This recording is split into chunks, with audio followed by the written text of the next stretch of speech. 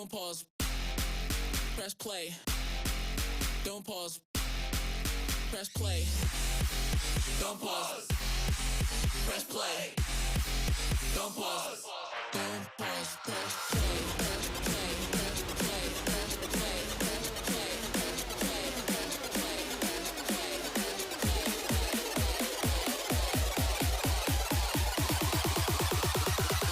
Don't pause. Press play.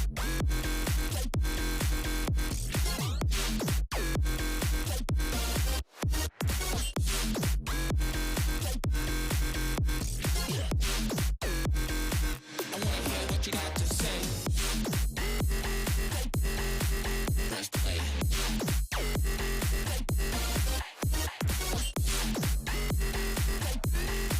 Press play. I wanna hear what you got to say.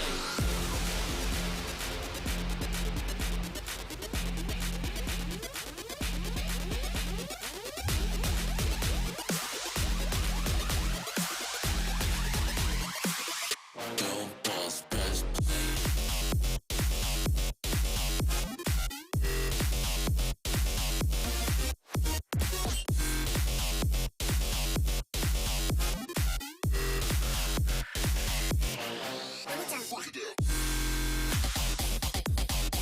Press play. Press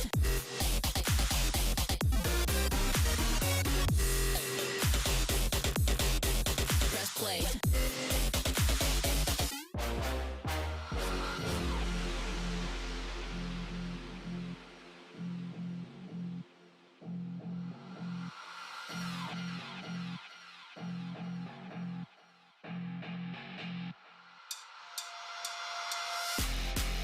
Don't pause. Press play. Don't pause. Press play. Don't pause. Press play. Don't pause. Don't pause. Press play. Press play. Press play. Press play. Press play. Press play. Press play. Press play. Press play.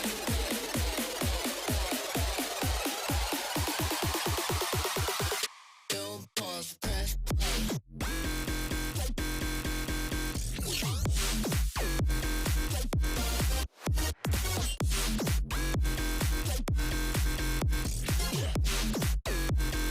I wanna hear what you got to say. Press play.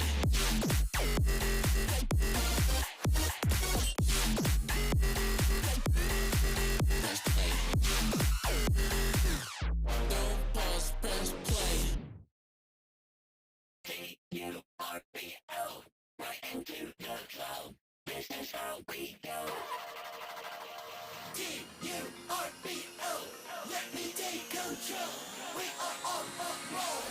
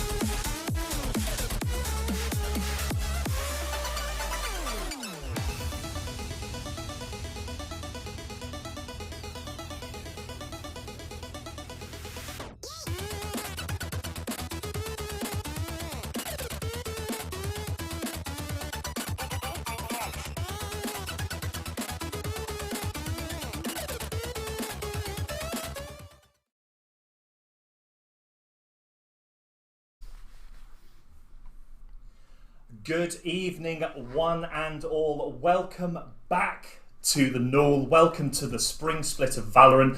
My name is Jonathan JP Cass-Partridge, and I am pleasured and honoured to be joined today by Two Doors to carry the play-by-play through this one. I'm here for the technical analysis, but I think that it's just a great time to be back. You've seen us cast before, potentially on UKV. Obviously, I was here for the winter split, and I'd love to welcome you all back to the Varsity Cup of the Null, and it's going to be an absolute barnstormer. I cannot wait to get into it, but Two Doors, tell us what we're here for, who's looking after us, and at the end of the day, what the main point of this whole split is.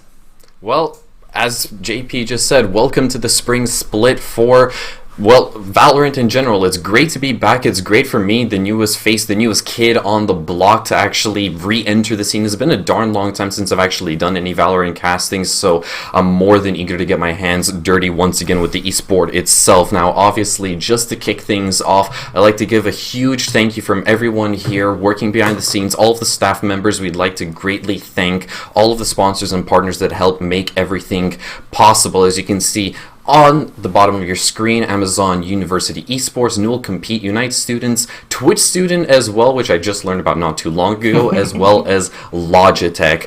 Because of these, we're all here to bring you tons of non-stop action over the next couple of weeks throughout the entire season thus far, and there's nothing more that I can actually say besides the fact that it's an action-packed time of the year to get back into the Newell and to, well, actually finally await and at the end of the day actually figure out who is going to rise to top throughout the entire Varsity series. Now, speaking of which, so Varsity series, top 12 teams over the UK have actually come here to compete. And for those of you guys who may not necessarily be all too familiar with the actual format that we run here within the Newell, I'm going to let Jonathan to actually walk us through so we can clear out all of the dust and find out exactly what we're here to witness and what these teams are actually here to play for.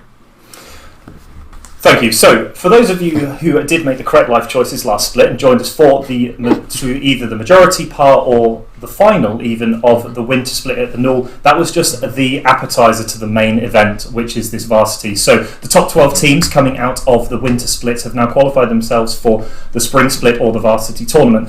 12 teams, only one can rise to the top. But how do we get there, you may ask? Well, it's very simple. We have 5 weeks of best of one single round robin. So everyone plays everyone else. We start with 3 best of ones tonight, and then we go to 2 best of ones each night for the next 4 weeks. And when we get to the end of that, we cut to the top 8. So unfortunately, 4 unlucky teams will be going home early. And once we hit the top 8, it is a double elimination bracket to get to our eventual winner at the end of this. And they'll then compete in that last best of 5 map advantage to the top-ranked upper bracket team to see who takes home the Varsity trophy for the spring split of the Newell Valorant.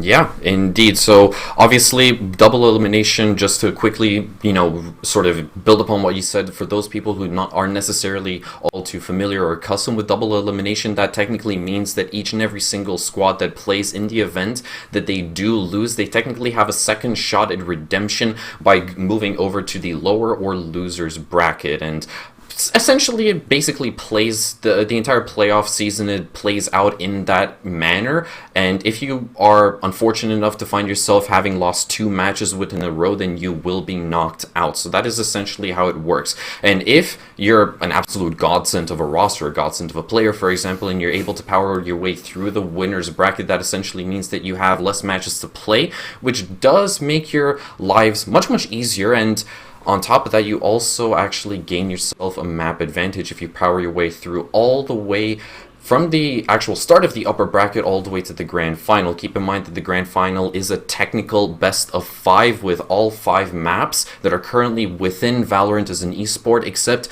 you will have a 1 map advantage to start things off by the time the grand final actually does come around. So effectively 4 maps will be played right over there. That is essentially how the format works for the time being. But let's actually get back to the matter at hand for the time being, because obviously it's a new season.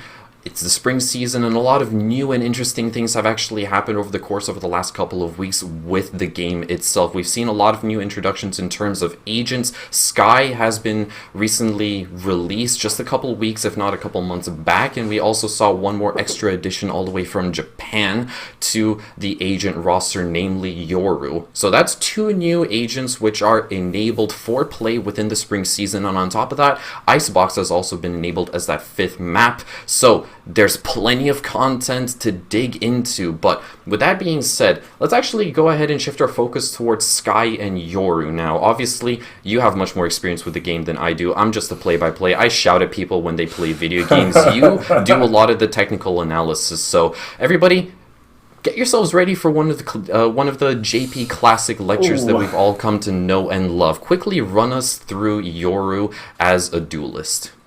So, Yoru, the newest agent to join the illustrious roster of Valorant agents, and an agent that, yes, They are a duelist. Yes, they are your entry fragger, but they do it in such a completely different way to any other agent, both through their innate kit and their ultimate ability. Even if you just look at his signature ability, which is ability to drop out a teleporter, either leave it in one place or a location that can go to another point, and it will continue to travel and it will move along walls. And it is this really interesting one that, do you keep your eye on it, or do you actually look for someone coming in? And at any point he can use his gate crash, which is the ability's name, where he will drop from his current location, teleport instantly. Similar to Omen's Shadow Step, except that it has an incredible range of length, because again, it keeps travelling through the wall.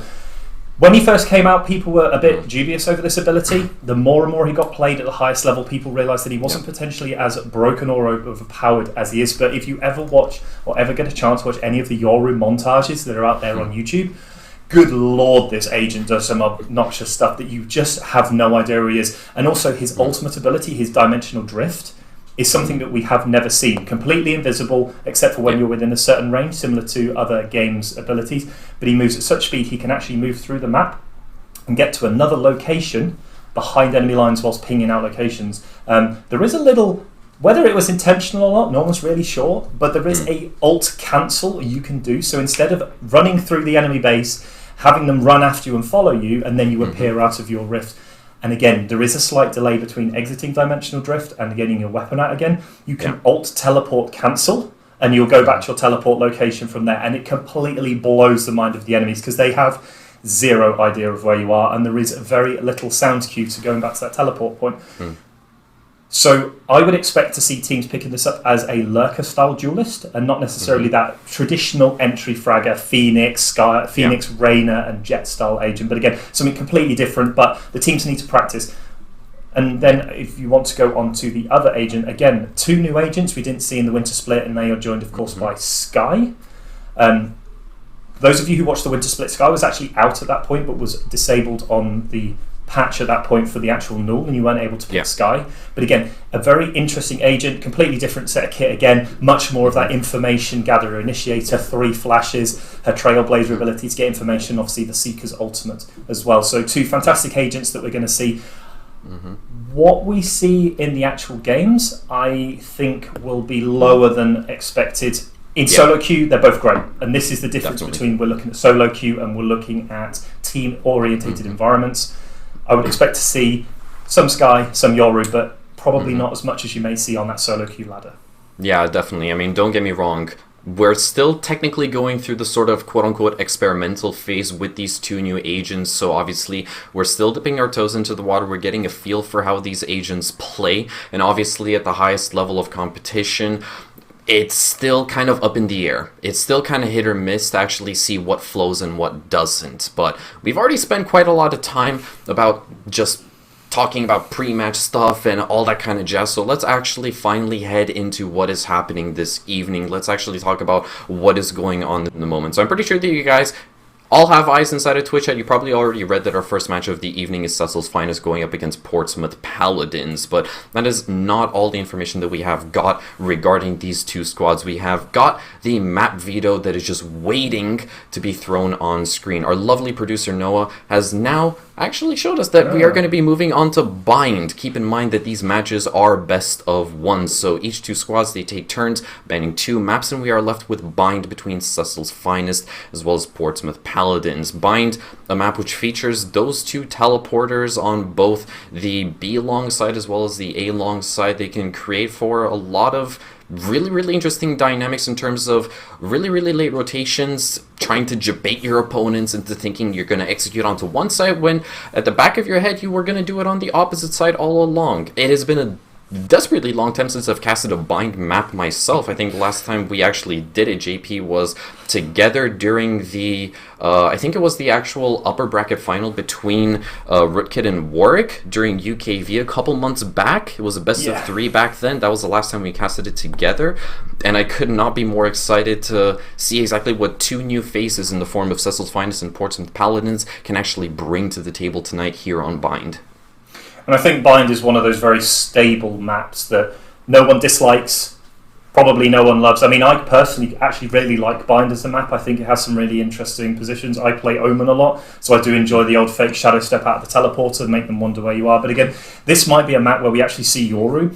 Because of the teleporter and the way his fake footsteps work, they actually trigger the teleporter as though someone was going through it, so you can completely mess with your opponent on where those rotations are coming. Yeah. I think for the majority of the best of one, we will probably be seeing a lot of Ascent, Bind, and Haven, rather than any of Split and Icebox. Both of those maps are very Marmite, as you would describe them maps. You do love them or you do hate them. There's a lot of lovers of those maps and a lot of haters of those maps, whereas you find Ascent, Haven, and Bind are much more across the middle. No one's too disappointed to play them. You have decent execute strategies. There aren't massive extremes on either of them, and people are just used to them. And I think that that's where we will probably see a lot of these first best of ones being played. I wouldn't be surprised ever if we were playing 3 Bind maps today. It would never surprise me, but again, we'll wait and see.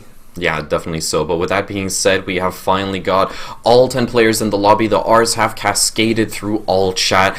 Both teams, they're ready to go. And as we can see the agent's initial picks be brought out, well, lots just in general, lots of stuff different going on. I am quite excited to actually see the breach being brought out by Megla this time around, and the main reason why is because obviously it probably is one of the best deterrent operators to start off on the defense as things are. We can also see that the Killjoy is being brought out, so that's a lot of heavy defensive utility that is going to absolutely reinforce the bomb sites to the ultimate best. And on the opposite side, well, the attackers of the Portsmouth Paladins, well, that's something, they're almost exactly mirroring / mimicking this particular agent lineup with just a couple of differences. Primarily that jet that's actually being brought out by Fake is the main thing that I actually want to pinpoint our focus towards. He's going to be doing his absolute darnest to try to get the initial entry frags and to block off lots of line of sights from the defense to just really get the ball rolling for the attacking side.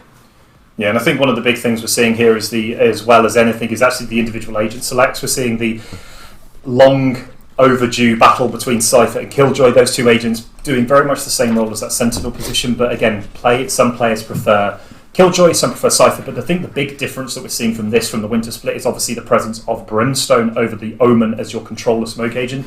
We saw in the most recent set of patches, Brimstone get an enormous set of buffs to try and bring him in line with Omen. And we saw Omen get some, I would say, moderate nerfs. I think there are specific maps where Omen is still incredibly powerful. For example, I would always take Omen on Haven over something like a Brimstone. But on Bind, it's a lot of a closer map. The additional range on your smoke means you can smoke from different bomb sites to the other. So again, the buffs seem to have probably pulled him up to that point. But round 1 is underway. 2 doors, I'm going to let you take us away into that first round to see the first smokes coming out. Definitely so. We've got the attackers lining themselves up over by B short for the time being. A relatively slow approach as Cecil's Finest have actually tossed out a couple of smokes to try to deter the offense, but it's not seeming to do anything for the time being. We've got a couple of ghosts in hand as Fake is able to get the immediate trade onto Doc for the time being. Frenzy is just good enough from Devil to clean him up, but Watt actually manages to pick up a 2-piece for the time being. One with the Classic or the Frenzy, I believe that was, and the second with the Paint Grenades.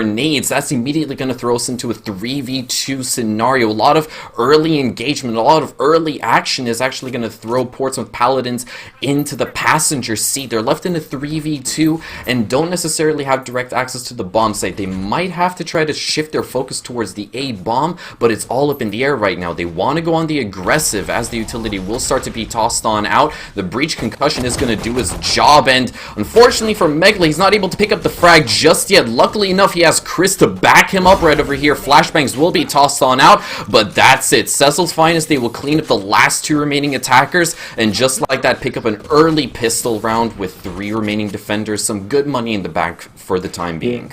Yeah, and we saw an unfortunate misstep by Devil trying to blast back their way onto site. They completely fluffed it out, which meant that they didn't get through the window over the top of the Brimstone Molotov that had been chucked just inside that window lip. Just took a huge amount of damage, and although they got the kill, they were instantly traded out by Wall.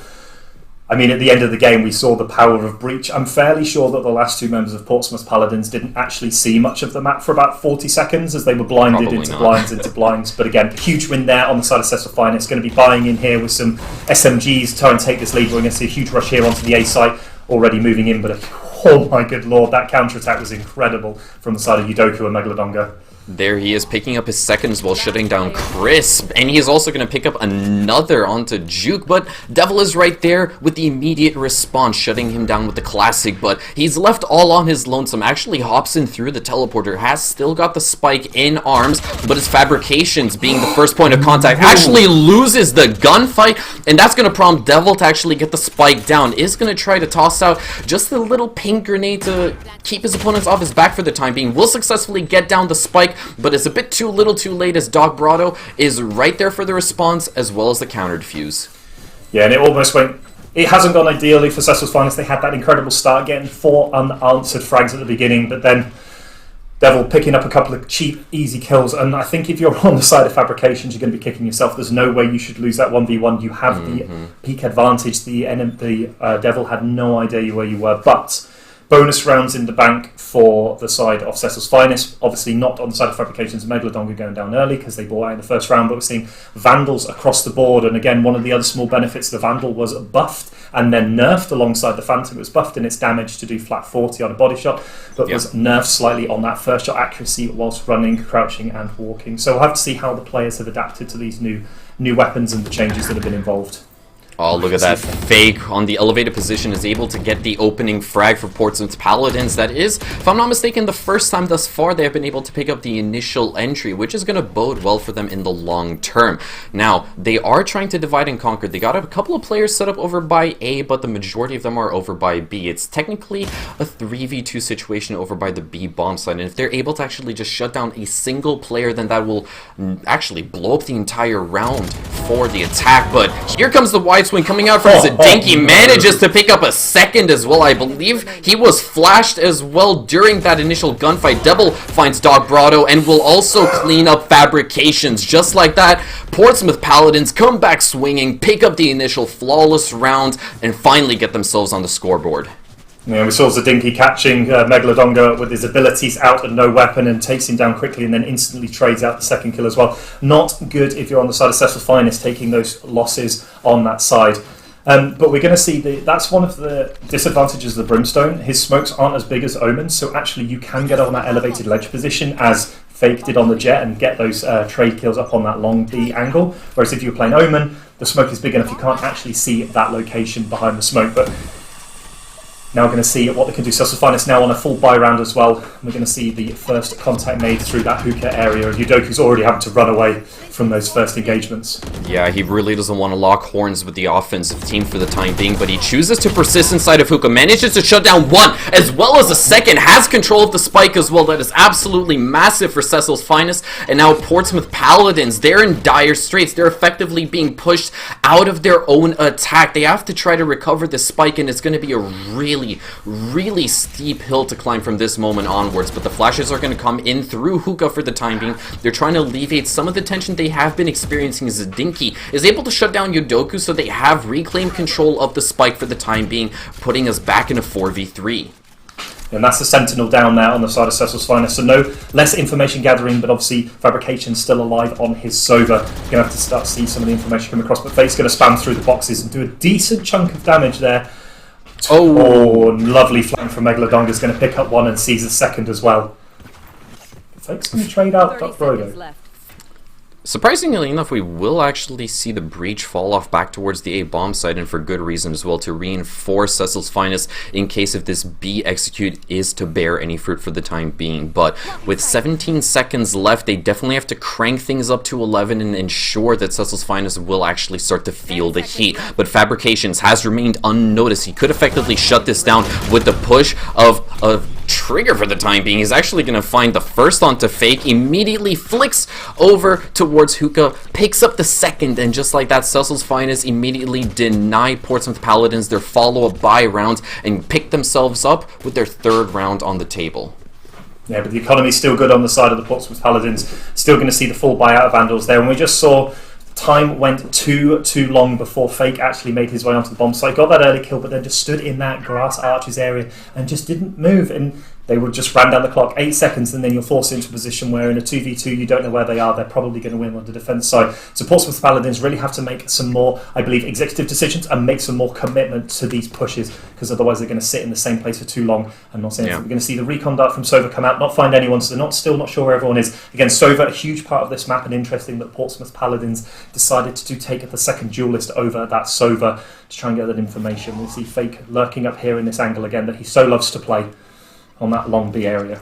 Let's see if he can actually make do with what is currently on his palette for the time being. A relatively slow approach coming out from Portsmouth. They're trying to bait out as much utility of the defense as possible to make their lives that much easier as the round starts to progress. But for the time being, they have, well, I guess you could say that they have flirted with the idea of going for an execution for the time being, but I guess that's starting to turn into reality. The quick bomb jumps are actually going to come out from Devil as well as the showstopper, but it's unfortunately not going to bear any fruit for the time being. We will see the drone also be brought out from the defensive raise, but it's not going to land its mark. Luckily enough for Portsmouth, they have managed to get the spike down, so it's an effective 5v5. This is a huge flank from Zadinki. Sorry to interrupt you there, but that was a monstrous flank from Zadinki, able to take out the two players, try and even it up. We're going to see the Killjoy ult go off. Now they get the free bomb site to themselves, see if they can push through, but Fake's already there. Sorry, I didn't mean to interrupt you, but I can see the fire in the background, and they absolutely almost blew this round open with that flank from Zadinki, and I just needed to get that picked up before it happened. I wasn't even paying attention to the actual mini-map. I was just focusing on what's on screen. The spike had actually gone down. It was a 5v5 post plan with all players still up. But yeah, as you stated, Zadinki going for the flank, actually managing to pick up 2 kills as well over by Kingdom itself, or Laboratory, whatever the heck the call out may be. That was absolutely massive for Portsmouth, and because of that, they're able to narrow the gap between themselves and Cecil's Finest ever so slightly.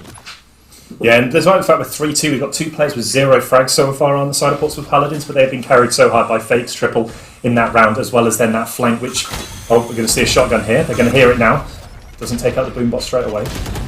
But he is going to go for the follow-up. Unfortunately, Wall will be shut down by Devil. That is a bit unfortunate.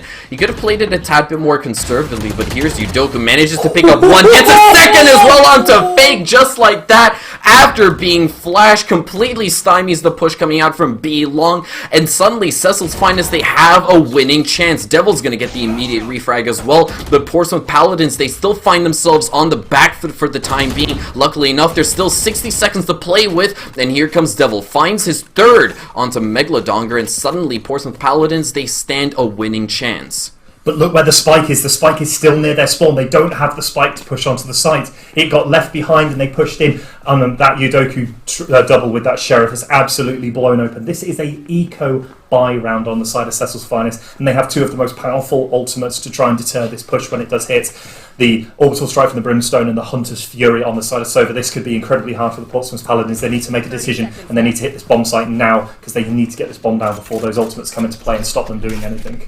Definitely so. We can see Dog Brado, actually no, his teammate is going to pull out the Hunter's Fury for the time being. Unfortunately, none of the shots will land their mark, so Portsmouth Paladins, they managed to get away, but here comes the Orbital Strike as well, but the flank coming out from Devil shuts down 2 for the ace. Dog Brado and Fabrications don't stand a chance. Portsmouth Paladins, they completely deterred Cecil's Finest attempts onto the bomb site, and it all came down to the man himself, the Devil. Never choose to dance with him. Oh my goodness me, and Fabrications must be kicking himself. He tagged Devil with the first tick of the Hunter's Fury ultimate, and he couldn't find the second shot. And Devil just absolutely punishes them. But we are going to see a quick change here. We're going to see the Operator out for the first time. Phantoms and Vandals across the board for everyone else. Fabrications feeling, but the Showstopper's already in. Wall wants to take the aggression straight back to them, but he's going to find nobody at home. They're all on the B site already. Ooh. It's going to be a wasted ultimate.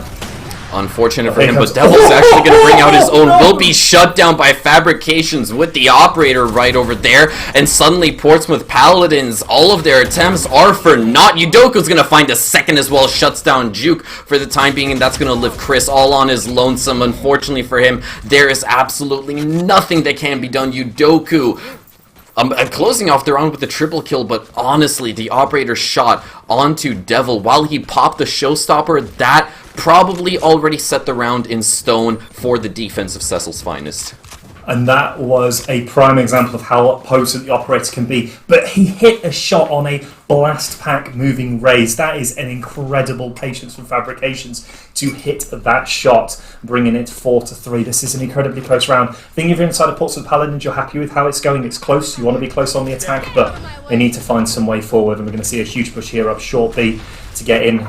The fault line's going to go in, not hit anything, but we do have the Blade Storm out from the Jet. That is nice utility usage here to be able to go on a cheaper round to get your full buy-in next round. And Fake's been more than accurate enough so far this game to try and get some more frags with this ultimate.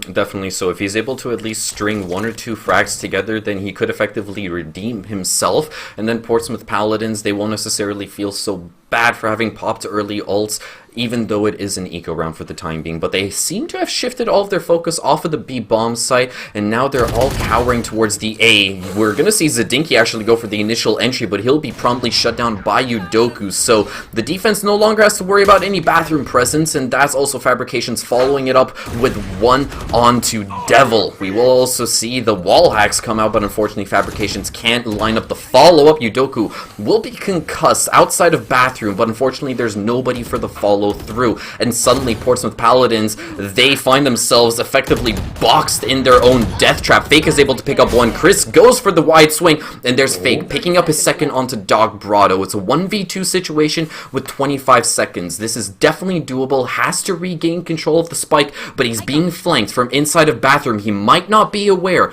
Megladonger could effectively shut this down the moment he hears the spike goes down, and there it is, Megladonger coming to the rescue right over there, shutting down Fake, and that is going to, well, claim Cecil Finest their 5th round.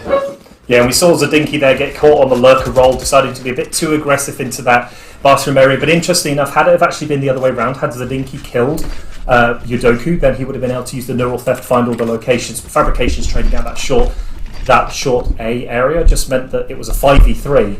The Rolling Thunder came out from Chris Seffi, and it just didn't do anything. No one pushed in off it. They just chucked it out there and then remembered to move into the bomb site. Not ideal what you want. We're going to see an eco round here. Sheriffs are rushing. They're going to go straight in. We're going to see the Devil's already on site. He's already blast packed in. See if we can find anyone with that ghost. Oh. He's going to get shut down by Wall in the back. But look at this, Fake is actually there followed up as well as the Cypher. They both got Sheriffs in hand, and it's going to be Fake to pick up Fabrications, but Wall is going to get a double to follow it up as well. Shuts down 2 of the attackers from the side of the Paladins, and just like that, this initial push been turned into a post plant is effectively going to be turned into a 4v nada. That was it. I'm almost at a loss for words after that round. And he had his ace stolen from him as well. Wall able to get 4 kills in that one. And I think if you're on the side of Portsmouth Paladins, that was probably an incorrect usage of ultimates there. You tried to use the neural theft on an eco round when you were already players down. I think that was potentially the wrong decision. Could have been held for another one. But 6 rounds now to the good for Cecil's Finest. 2 back-to-back rounds picked up, taking 4-3 to 6-3 is a great position. If you're on the defense, you want to be achieving 7, 8, 9 wins. You don't want to be giving the opponents any chance, because it is quite defender favoured, because the rotations are quite quick through this one, and the bomb sites, actually plant locations, are quite small, especially when you go to that B side site. Mm-hmm. So I would expect to see Cecil's Finest really, really looking to pick up the next 3 rounds. 2 is the minimum. They don't want to be 7-5. They want to be hitting at least 9-3, 8-4, something like that. Yeah, they definitely are setting themselves up for success for the time being. As you said, if they're able to string 2 more rounds together, then they will be sitting pretty by the time the second half actually does come around. But on the side of the Paladins right over here, things have been looking relatively shaky. They seem to actually lose a lot of their initial buy rounds when they come back off of that initial eco as well, and they seem to find themselves in this brutal cycle that Cecil Finance, they're actually just shutting down Paladins more often than not every single time that they do have the bank to bring out those rifles. Yeah, and I am a fan of the way that Cecil's Finest are playing this. They're playing it incredibly passive. They're not taking gun jewels if they don't have to, but that is a huge trade from Udoku, going off the sound of his boombot, of his Killjoy turret. So it forced Fake to look up, and it just meant that Udoku had a free trade around the corner. He's going to take a bit of damage. Zadinki is going to pick up Fabrications on that flank, and we're seeing the bomb already going straight to the B side, to the A side here. Zadinki already in, see if he can find a kill. He's getting traded out by Doc Brodo. Nice position from Doc Brodo, staying on site, willing to take the trade and rely on his team. Megalodon is going to pick up Devil on that B-side site, so it's not a great position. They are going to get the bomb down, though. Portsmouth Paladins, 2 to 3 players. They need to find a kill to level this up as soon as possible. Doc Brodo hiding in his smoke. See if he can find anything. For the time being, though, it is a 2v3 Mexican standoff between these two squads. Cecil's Finest. The ball's in their court to actually clap back, but here comes the Killjoy ult being brought out from Cecil's Finest, so that is going to force out the Paladins to just offer the bomb site in general to ensure that they won't be detained, and that is going to prompt Cecil's Finest to go on the aggressive. They are able to pick up one, but Chris still lingers somewhere on the bomb site inside of Bathroom. Rolling Thunder will be brought out, and that is going to allow them to get the defuse in. Flashbangs will be popped out as well, but unfortunately for Chris, he walks right into the open arms of Megalodonger, and he'll be promptly shut down. Cecil's Finest able to pick up their 7th thus far. Yeah, and we saw Cecil's Finest there, Yudoku and Megalodonger using their ultimate utility in a 3v2 situation to basically give them a free site. They drop the Killjoy ultimate. It forces both the remaining players out of the A site completely. Gives Cecil's Finest the ability to set up for that post plant. Yes, they do lose one player to Chris, but they know exactly where he is, which means they can Rolling Thunder, and they have effectively a free defuse on that position. So Portsmouth Paladins need to find something else. They're losing too many kills early without trading them off. And Fabrication's back on the operators, so they need to be careful of these. A Dinky on that lurk again in that showers area. See if you can find anything, but there's a player pushing him already. He's going to die with his camera up. There's no way. Doc Brodo, you hero. That is a way to punish that. No, that must be absolutely gutting if you're in the shoes of the Paladins right now. Losing one player seemingly for free is the worst position you could find yourself in ultimately, but either way, they have to keep their heads up. They've got to ensure that they can at least try to follow through and build up some kind of execution for the time being. They're all lined up over by B short inside of Hookah, and there comes the blast pack jump coming out from Devil. He will actually shut down Wall. That's absolutely massive. Goes for the second, but will be shut down by Yudoku, and unfortunately on the side of Paladins, there isn't a trade coming out within 3 seconds, but Juke is going to make me eat my words as he actually shuts down Megalodonger. That is a massive kill coming out there to even out the playing field once more. Yeah, really nice kill there by Brimstone with that Guardian. It does have that one-shot headshot kill to be able to attack, but Yudoku's in such a good position at 33 health. He takes down Fake. It's a 3v2 for Cecil's Finest. Again, they sit in this position a lot, and the players are equal health. But we're going to see Chris take down Yudoku. See if they can find out if both players are still in that B area. But we do have the ult available for both of the Brimstones. Really nice post-plant position here, so we'll see what they can do. Doc Brodo, full health and armor available with his Vandal. I'm not exactly curious if calling the orbital strike in is the right call, but he thinks it definitely is. That's going to force Paladins into just different corners for the time being. Now, Cecil's Finest, they do have access to get the defuse in on the spike, but it is very exposed as things stand, so Paladins, they can directly challenge this, and that's exactly what they want to do. Chris is going to shut down Fabrications. No ults are left on the table. Doc Brodo has to do this the old-fashioned way. He spots out one, but peeks around the corner at just the wrong time. Unfortunate timing coming out from Brodo, and just like that, Paladins, they're still in this. They'll pick up their 4th round, and if they're able to claim this next one, the final round of the half, then they can definitely give themselves a pat on the back by denying Cecil's Finest their 8th. Yeah, and I have to give Portsmouth Paladins a round of applause on that one.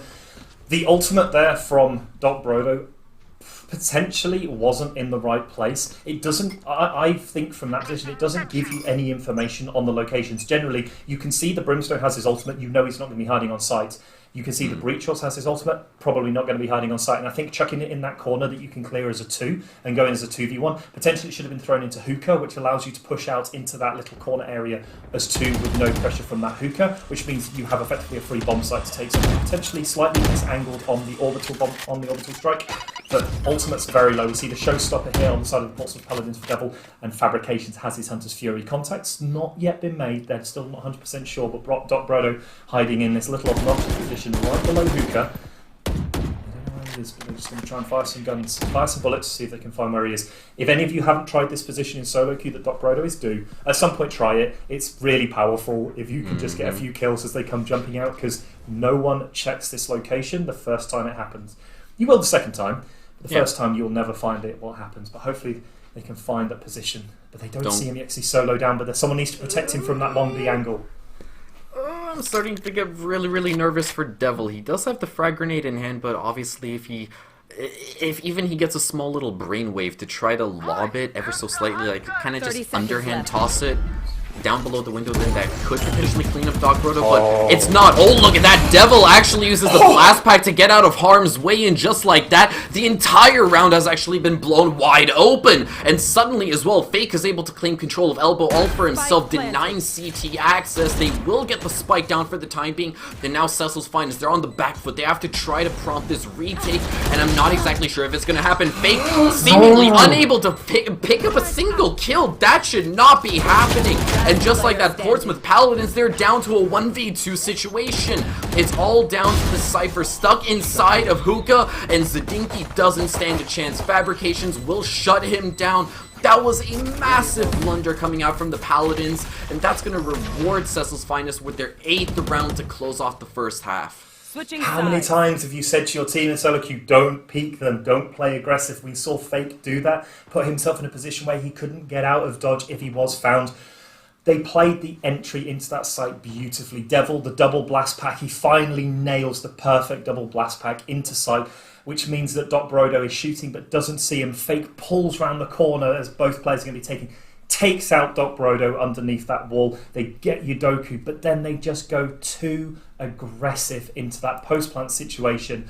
Megalodonga's aim was on point. He gets the kill of Fake, and they just close out the round from there. And I think if you're in Cecil's Finest position, you stole that final round. You should never have been allowed to win that round in a 4v3 post-plant situation. But the tables have now swapped. Cecil's Finest on the attack, Portsmouth Paladins on the defence. And if you're Portsmouth Paladin, you have to win this first round. Sheriff in the hands of Devil. He's feeling his power today. He decided to go for no extra utility other than that Sheriff. But the paint shell's out. Try and take control of this ultimate orb. Well, one thing that you should really bear in mind on Bind is ultimate orb control is so important. It's one of the most important things, but he's going to get the first kill. He does pick that up on the side of Portsmouth Paladins. 10 HP left and no Sage is going to be pretty hard. But pistol rounds, it doesn't matter so much. The numbers advanced sometimes make all the difference. He does manage to get away by the skin of his teeth, so it still remains a 5v4 situation. But here comes Wall. He comes on swinging inside of Lamps and picks up Juke. Doc Brodo is there to get the immediate second onto Devil, and just like that, a flurry of kills. The kill feed is actually painted completely red. Yudoku picks up one onto Chris, but his days are surely numbered as Zadinki will clean him on up as the last remaining defender on the side of the Paladins. And Wall, well, this man clearly has got wall hacks. He'll shut down Zadinki through the smoke inside a bathroom, and just like that, Cecil's Finest, they take their second pistol round on Bind. Really impressive, and we're probably going to see this going to 10-4 after this round. Generally, it's hard to win these post rounds, especially at a coordinated team environment.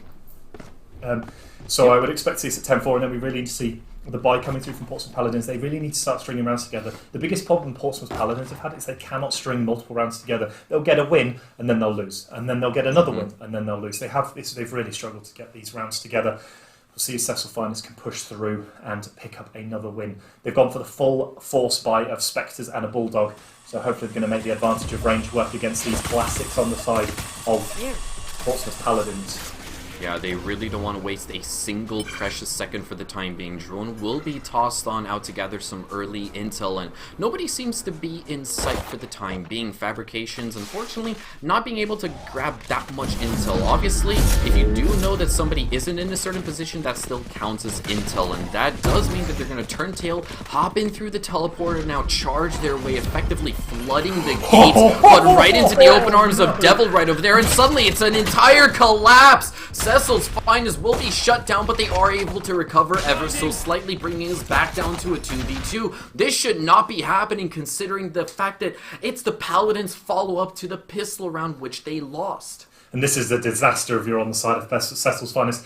Even if you get this bomb down and you do win the round, your money is going to be destroyed after this. Having force brought out with all these Spectres into Classics, and you're now 2v2. It's not a position you want to be. Megalodon is going to find one, but they know where he is now, which is not a good position. I'd like to see Yudoku pushing in through that U-Haul area, but he's decided to play safe.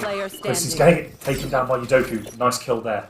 Now he can set up that post-plant utility. Megalodon are in a good position. See if Code 1 can get anything. They're going to know where he is. Uh-oh. Oh, that's a headshot. That's the plan.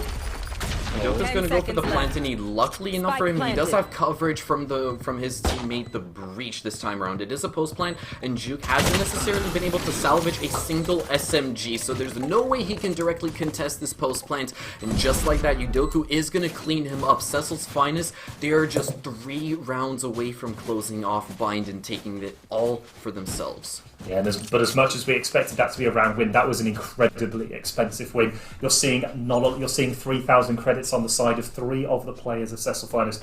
That doesn't go anywhere, so we might see a fourth buy of SMGs and armor here, or just go for the classics and armor versus the full playset of Vandals on the side of Portsmouth Paladins. If you don't win this as Portsmouth Paladin, I think this game might actually be over already, because if you can't win a gun round versus Eco, I think you're going to struggle in an actual gun-on-gun round, but hopefully they can make something work. They are the defenders. They do have a Cypher on their defense, which should hopefully give them some strength to push back. See, fault line already in. See what they can do, and the fault line in return. So we've seen the dueling breach fault lines. They know both of these abilities are on cooldown now. They need to find out where that Cypher is as the paint shells goes in from wall. And the Killjoy ultimate extended as well. This is clearly saying we're going to... Oh, no! Oh, Megalodonga, that aftershock was incredible. Indeed it was, and just like that, Portsmouth Paladins on their buy round, they find themselves on the back foot. They are doing their darnest to try to keep Cecil's Finest from planting the initial spike, but it's gonna go down regardless, and just like that, they have to try to take these fights head on, and that's exactly what's on the menu for Devil as he shuts down Wall.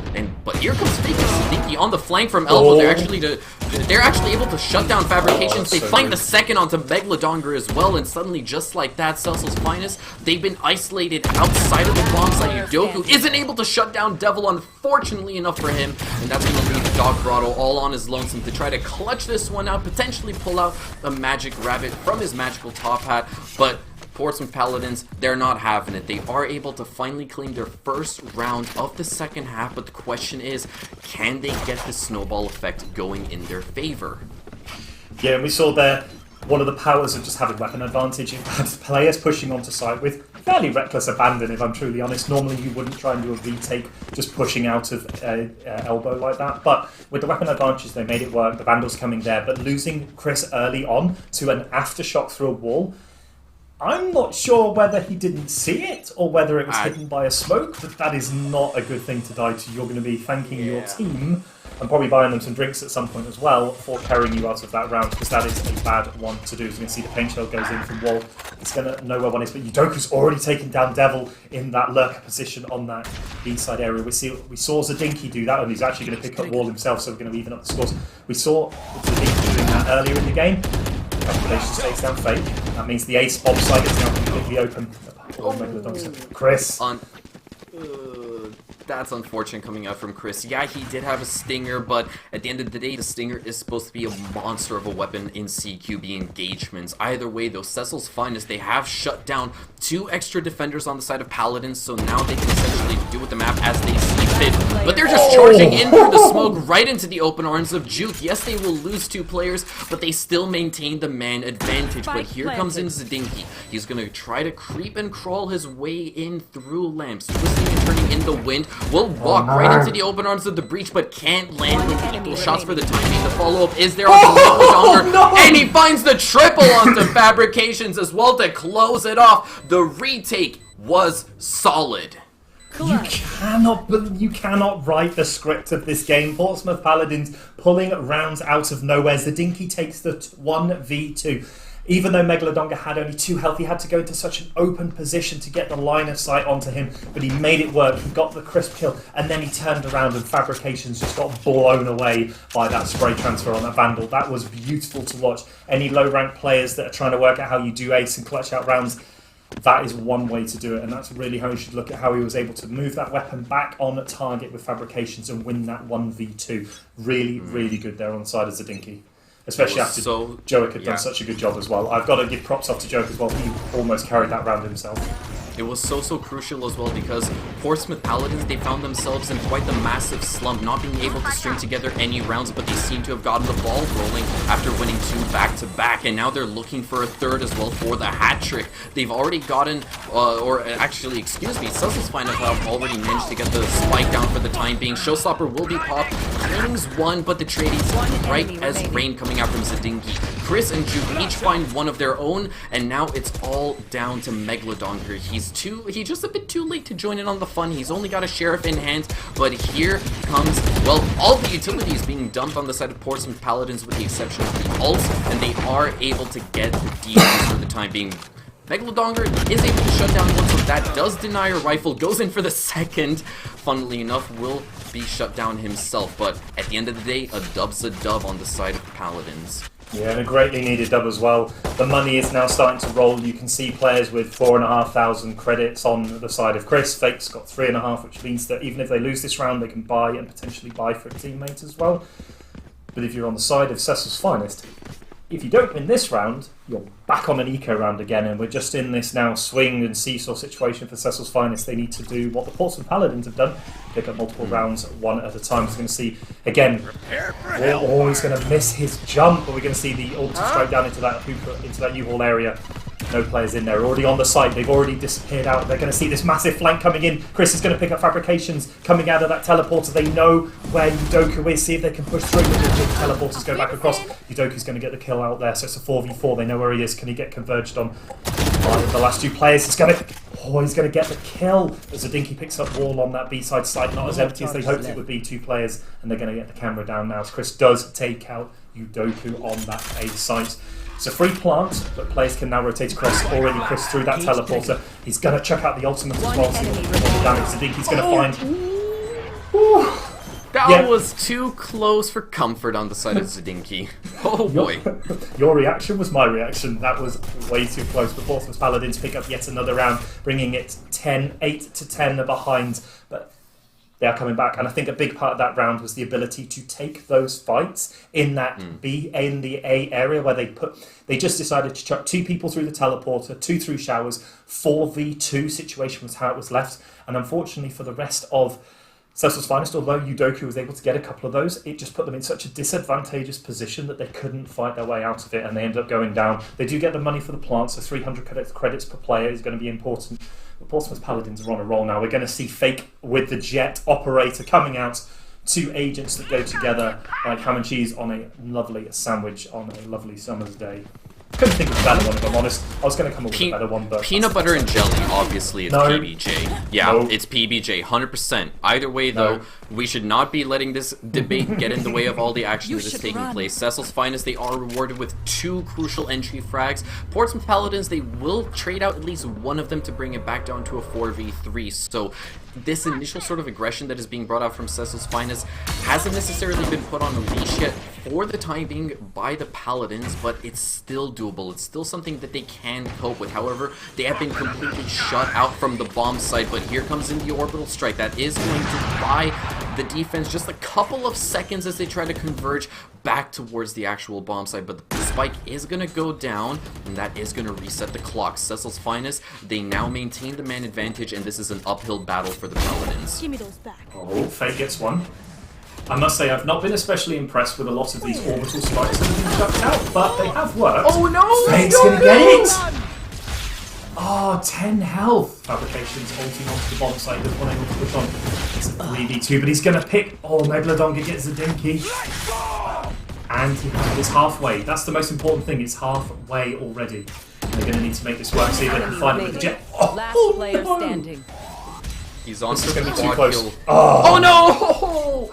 Oh, that came down to the wire, but Megalodonga, proving that he indeed is the master of the Sheriff, picks up 2 kills from inside of Hookah, and the second one was probably the best. Immediately denies the quadruple coming out from Fake, but I've really got to give it to Portsmouth Paladins. They found themselves on the back foot relatively quickly from the moment that Spike had actually gone down, and Fake, he took matters into his own hands with the Jet ult, managed to string together a triple kill, which is no easy feat late, and he was just so darn close to securing that round for Portsmouth in that 1v1. But at the end of the day, what's more important for Cecil's Finest is the fact that they have been able to shut down the momentum that Paladins have currently been riding on.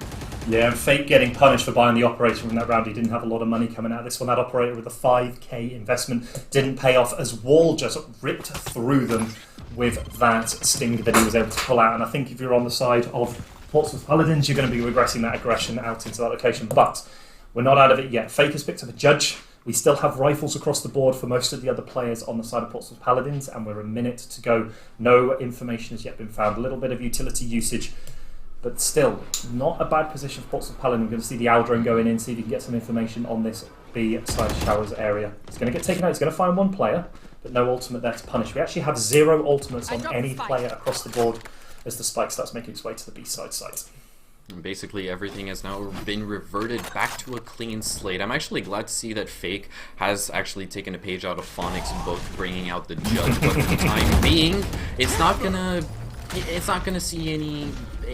bear any fruit for the time being. Nobody on the side of Cecil's Finest wants to even bat an eye towards the A bomb site. They've instead shifted all of their focus towards the B bomb as the clock continues to drain, but that does mean that they have got to actually crank things up. Chris and Zadinki each get one for their own troubles, but here comes Chris with the quadra kill. Line him up and knock him down.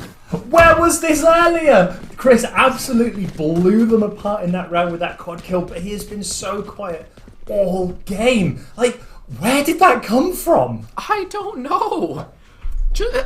I don't know. I think the best way that I can put it for Chris is the fact that the stars aligned at just the right moment in time. I mean, that was beautiful. I will have to give my doff my hat, though, to Joe. He took so much of that information away from where Chris was. They all tunnel visioned onto that elbow area where the brimstone was, and Chris just lined them up and took them down. 4 clean headshots to get those kills. We're already seeing attacking. Wall already in. He is so aggressive with only 2 health available. He's still going to get in and get the kill on Devil with a weapon disadvantage. Joker's going to get Fake as well. Oh no, this is starting to crumble for the Paladins as Cecil's Finest. They're able to get the spike down. They have managed to salvage a couple of rifles as well, considering they didn't have the best loadout for the time being. Now Portsmouth Paladins on the back foot. Zadinki is able to shut down fabrications with the classic, and we will also see Megalodongar once again put that sheriff to work. Shuts down Zadinki, but the trades are coming out from Udoku. A thrifty win coming out from the attackers to set themselves on match point. And they just threw the last round away in all one fell sweep. A thrifty round there on the side of Cecil's Finest. You can see the confidence that Cecil's Finest do play with on these thrifty rounds they were able to get in. Wall just... I'm fairly sure Wall caught the first player out with their utility in their hands because he was so fast onto that site. With a frenzy as well, shouldn't be in that position. But again, a huge thrifty win there on the Cecil's Finest, which does bring them to match point. And a full buy versus a cobbled together buy on the side of Portsmouth Paladins. And with such praise we gave them before, Nut Chris is now going to throw it all away again. And a bad position to be in. Why are you taking that look out there? You have no support. And now you're putting your team in a 4v5 situation. That's not what you want to go. It really isn't. Paladins, they're now trying to mount up a last stand, but having lost one player so early on, it might actually just spell disaster for them right here at Cecil's Finest. They have 70 seconds left to play with. They can do with the bomb sites as they please. They certainly have time on their side for now. Either way though, they have actually baited out some utility from the defense by the looks of it, and they have actually decided to fall back.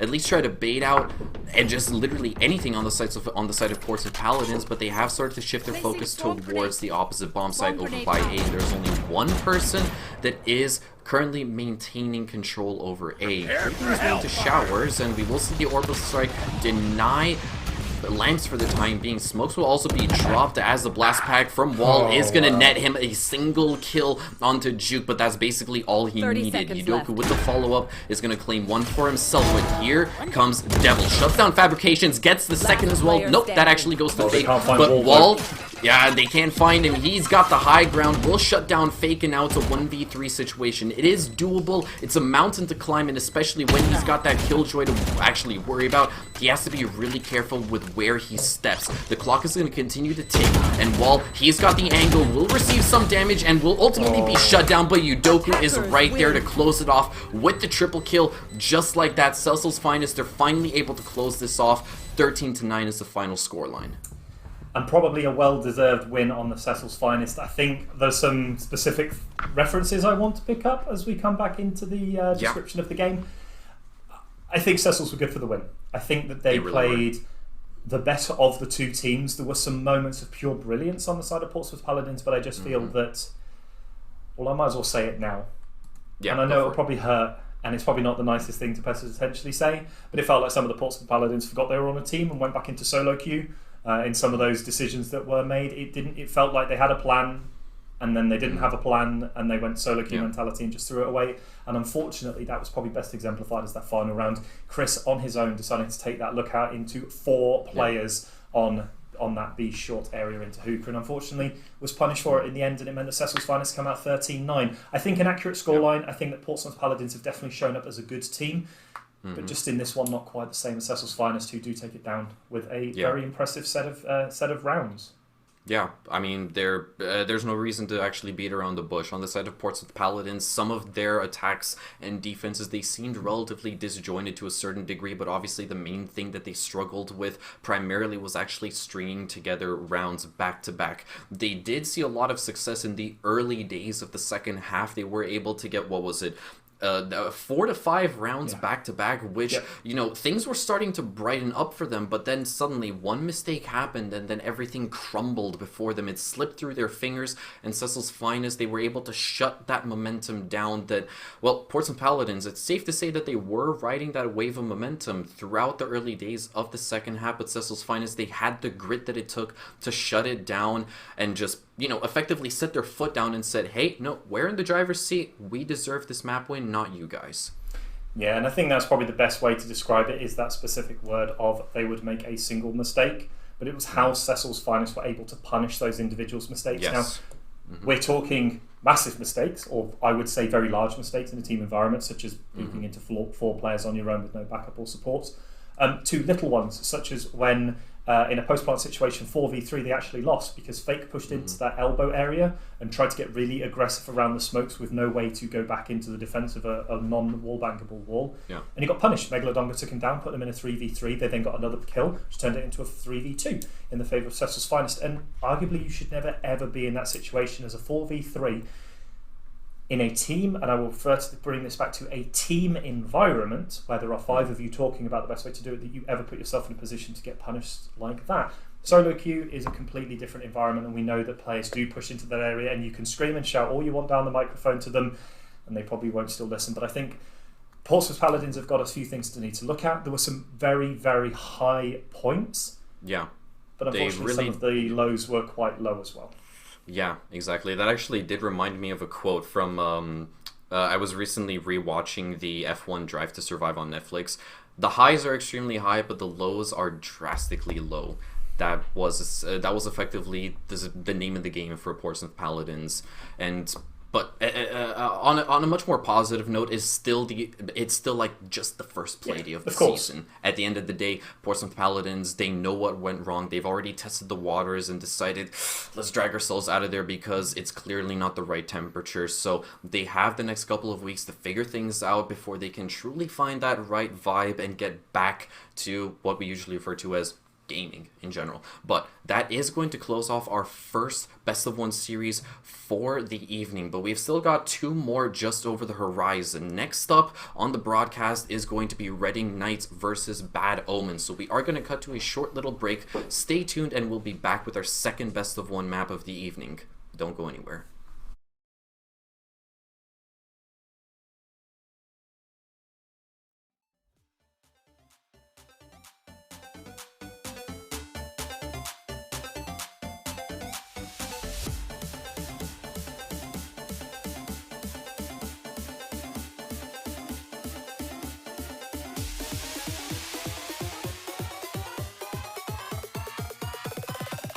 You better be ready.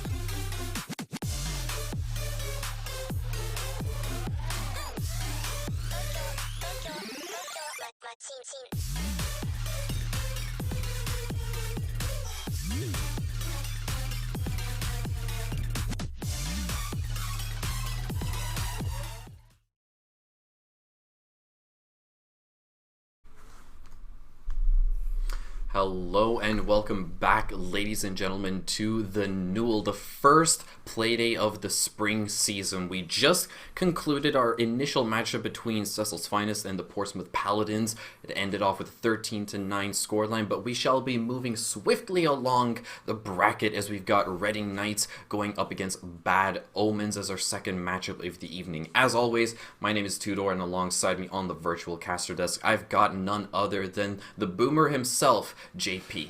How are you? I mean, I love this cast. I'm 30 and I get called a boomer. I don't even know what to do with my life anymore. I feel like a grumpy old man. I feel like I should pull up a beer and just be complaining about everything in my life, complaining about the Zoomers that I have next to me in the virtual casting desk. I can imagine. But I can still do this. I still love what I do, and that's the most important thing. Is yes, we do go on to the second match of the night between Reading Knights and the Bad Omens. I think the biggest thing is this should be one of the more lopsided matches of the night. Not necessarily being so, we know what best of ones do, but Reading Knights are the current champions of the Newell. They won the Winter Split. They beat Warwick Dire Wolves in the final to take down that trophy within the Newell. So they're coming in off that hot streak, and hopefully with no changes to the team should be able to pull this one out. Bad Omens again were in that double elimination of the Newell Winter Split, but did get knocked out in the lower bracket final to I believe by Cecil's Finest in that lower bracket. So again, a team that has the ability to perform well, but we're looking at the champions going up against one of the potentially middle order teams within this Varsity. But like I say, best of ones. Anything can happen on the night. Reading Knights have a bad day, then, well, Bad Omens have as much chance as anyone else to win. Yeah.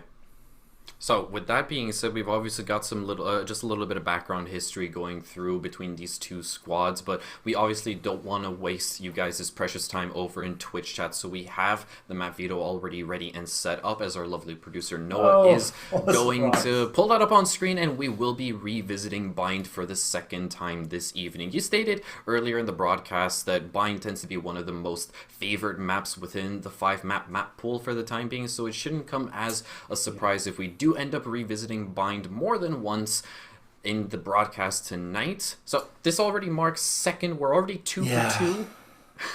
Yeah, I feel that I might have jinxed it, because I definitely remember saying in the broadcast earlier before the first map, it wouldn't surprise me if we casted 3 rounds of Bind. And I'm 2 for 2 so far. Potentially not surprised at 3 for 3. Again, but like we said earlier, Bind is this very stable map. There's very few, there's not as many elevation changes that are at range. The elevation changes in Bind tend to be quite close quarters, on top of boxes, on top of truck, in hookah, down to site, but they're not so exaggerated as something like Icebox, where you can get up on one box and see all the way across to another bomb site, pretty much the entire map from that elevated position. And I think that it just means that players can focus more on that utility usage, that gunplay, and everything else to try and get those wins out, instead of having to worry about, oh, is he up here or is he down here somewhere. It's more on that level playing field. And I think that Bind, again, it's a stable map. It's level for everyone. It's not massively defender attacker sided as much as other maps are. So I always find that teams seem to go to this one. Haven's the other one that I always find is a very stable map that people go to. I remember in the winter split of the Newell, casting with D-Man, I think our first 3 matches we cast were all Haven. So it sits with those 2 maps similar together, that teams know how to play them, they've been out the longest, and they have those stable strategies set up ready to go. Now, we'll have to see if there's any difference in team comps. We know the sorts of agents that Reading Knights prefer, so my big question will be, is the Omen players going to be switching off to Brimstone, or are they going to be sticking to the Omen? Because as we did see in that first map, there are some failings to Brimstone as an agent on this map with some of those minor elevation changes. We saw Fake get a huge kill up that B-long corridor, jumping up on the ledge, getting up to that arch area and taking a kill over the top of a Brimstone smoke that you can't with the Omen. So we'll have to see how it goes, and we'll have to see what the agent select comes out with. Yeah, for the time being, it is all up in the air, but don't worry, ladies and gents, we are just about ready to actually hop into the matchup. As all of the readies or R's, as you kids like to toss in all chat, are just about to come on through, and we will be hopping into Bind for the second time this evening very, very shortly. So obviously, we have already gotten a bit of a taste early in the evening as to what we can expect, but obviously these are 2 new rosters, 2 fresh faces that are going to be making their way onto the Newell this time around this evening. So obviously I wouldn't be surprised if they are going to try to, you know, draw or pull a couple of pages from the books of the 2 teams that we saw a bit earlier on. Potentially they have done a little bit of their own innovation, and already the agent selection really spicy, with 2 Vipers actually being brought out. Yeah, we're seeing Juma picking up the Viper into Spook as well, an agent that we don't really see too much of, and I'm still not a massive fan of, particularly on this map. But again, these players are way better than I am. They probably know a lot more than I do. But we are going to see the first sighting of one of these new agents in Sky. We're seeing Ego Peak picking up Sky. Now, Ego Peak, the original Omen player for this team, but Matty has taken on the role of giving up his Ciphers, giving up his Sentinels, instead going for that Brimstone. Brimstone's on both sides, but we are going to see the first sightings of Reyna, and we're going to see the first sightings of our Sky, and of the interesting, the Dueling Vipers. So, complete different strategies this time. Viper does offer you a completely different defense to a lot of the Sentinels, because if we look at the teams, well, there is no Sentinel. Yes. So one thing I will pick out as we do go into map, one of the big changes with Sentinels is it's hard to rotate without a Sentinel, because it's much harder to hold a map location without your Sentinels sinking your Sages, your Ciphers and your Killjoys. You can hold a bomb site for a longer period of time than just a single agent, so it means that you have that free rotation. We first saw this with TSM when they pulled out the 3 duelist comp. Their rotations almost never happened until they had full confirmation of everyone being on site, because if they had a bomb site hit, they would probably lose it straight away because they had no Sentinel to work around. But we're going into this one. My eyes for this one is on Prophet, is on Ego Peak, and also on Wretch as the carries for both of these teams. We've seen all 3 of those players pop off before, so let's have a see what can happen. I want to see the duelists really take the lead in this game, because we're going to see players out to the B-side straight away. Definitely. So they are working their way up towards B long, but the early utility being brought out from Sky is going to gather just a tad bit of intel. The turrets will be tossed out towards Hookah as well for the time being on the side of the defense. They're not going to give the attack any quarter, but there comes Prophet finding the opening frag onto Hunter. Bad Omens, they now have the man disadvantage, and, well, obviously the question is, do they continue to try to toss all of their eggs into a single basket, try to force out this B execution, because it doesn't seem to be working. Prophet already found his second, and he's looking to claim a third. Jom is going to go for the actual contestation, but can't seem to land the shots for the time being. However, Bad Omens, they continue to persist. They will finally shut down Prophet, so that is a lot of tension already alleviated. Wretch, though, unfortunately for him, walks right into the open arms of Maddie. That was just about as bad as the engagement could have actually gone. Yeah, and we're seeing Prophet taking that initial stand, taking out the first 2 kills, and obviously we're seeing the issues with Reyna's flash versus, say, a Phoenix flash versus, say, a Euro flash, that it is a near-sight ability. And we saw how close up Brimstone was to Reyna just then, and was able to see it clearly through, as we're going to see the last 2 players, Jammy Dodger, moving across to that side, but they're about to run into the lurking Viper, but he's going to get traded out. Juma not able to do anything. Jammy Dodger gets the first kill, but a fail, unfortunately, on that recon dart. Not able to see him, and he's going to be spotted on the other side as it comes through. Location has been revealed, but the plant is down. Bad Omens, 2 players left, and we're going to see the first shot dart come in. That is a beautiful kill there by Envy. He's going to trade out Envy, but then get taken down by Matty. And a massive hold there on the side of Reading Knights A. Indeed, it was. They kept themselves cool, calm, and collected, and once they actually picked up on the fact that the actual rotation was coming on through, they were so quick to respond. And I think it was who was it that was actually inside of Market on the flanks, standing on one of the actual baskets? I believe it was Juma. Maddie. Juma. It was Juma. Juma was standing on one of the baskets, and even though he wasn't able to pick up a single one of the necessary frags, obviously, you know, as a lurker, as a roamer, your initial job is to gather as as much intel as possible and relay that to your opponents. If you're able to pick up a frag in the process as well, then you know what, you've already exceeded your job expectations. But because of the fact that he gathered that intel, relayed it to his teammates, they were prepped and ready for that execution in the 3v2. Yeah, we're seeing a big buyout here from Bad Omens on the attack. They've decided to full buyout even on the lost round, which means they're already on site and they're already planting the bomb down. We're seeing players already pushing into that area, but Envy is going to pick up Badger. Spooky takes down Envy, but Juma trades out Spooky. That's a huge trade out as they get another kill. Juma already 2 kills, taking out Jammy Dodger and the 3k, and 1 player left for Bad Omens is a bad position to be in.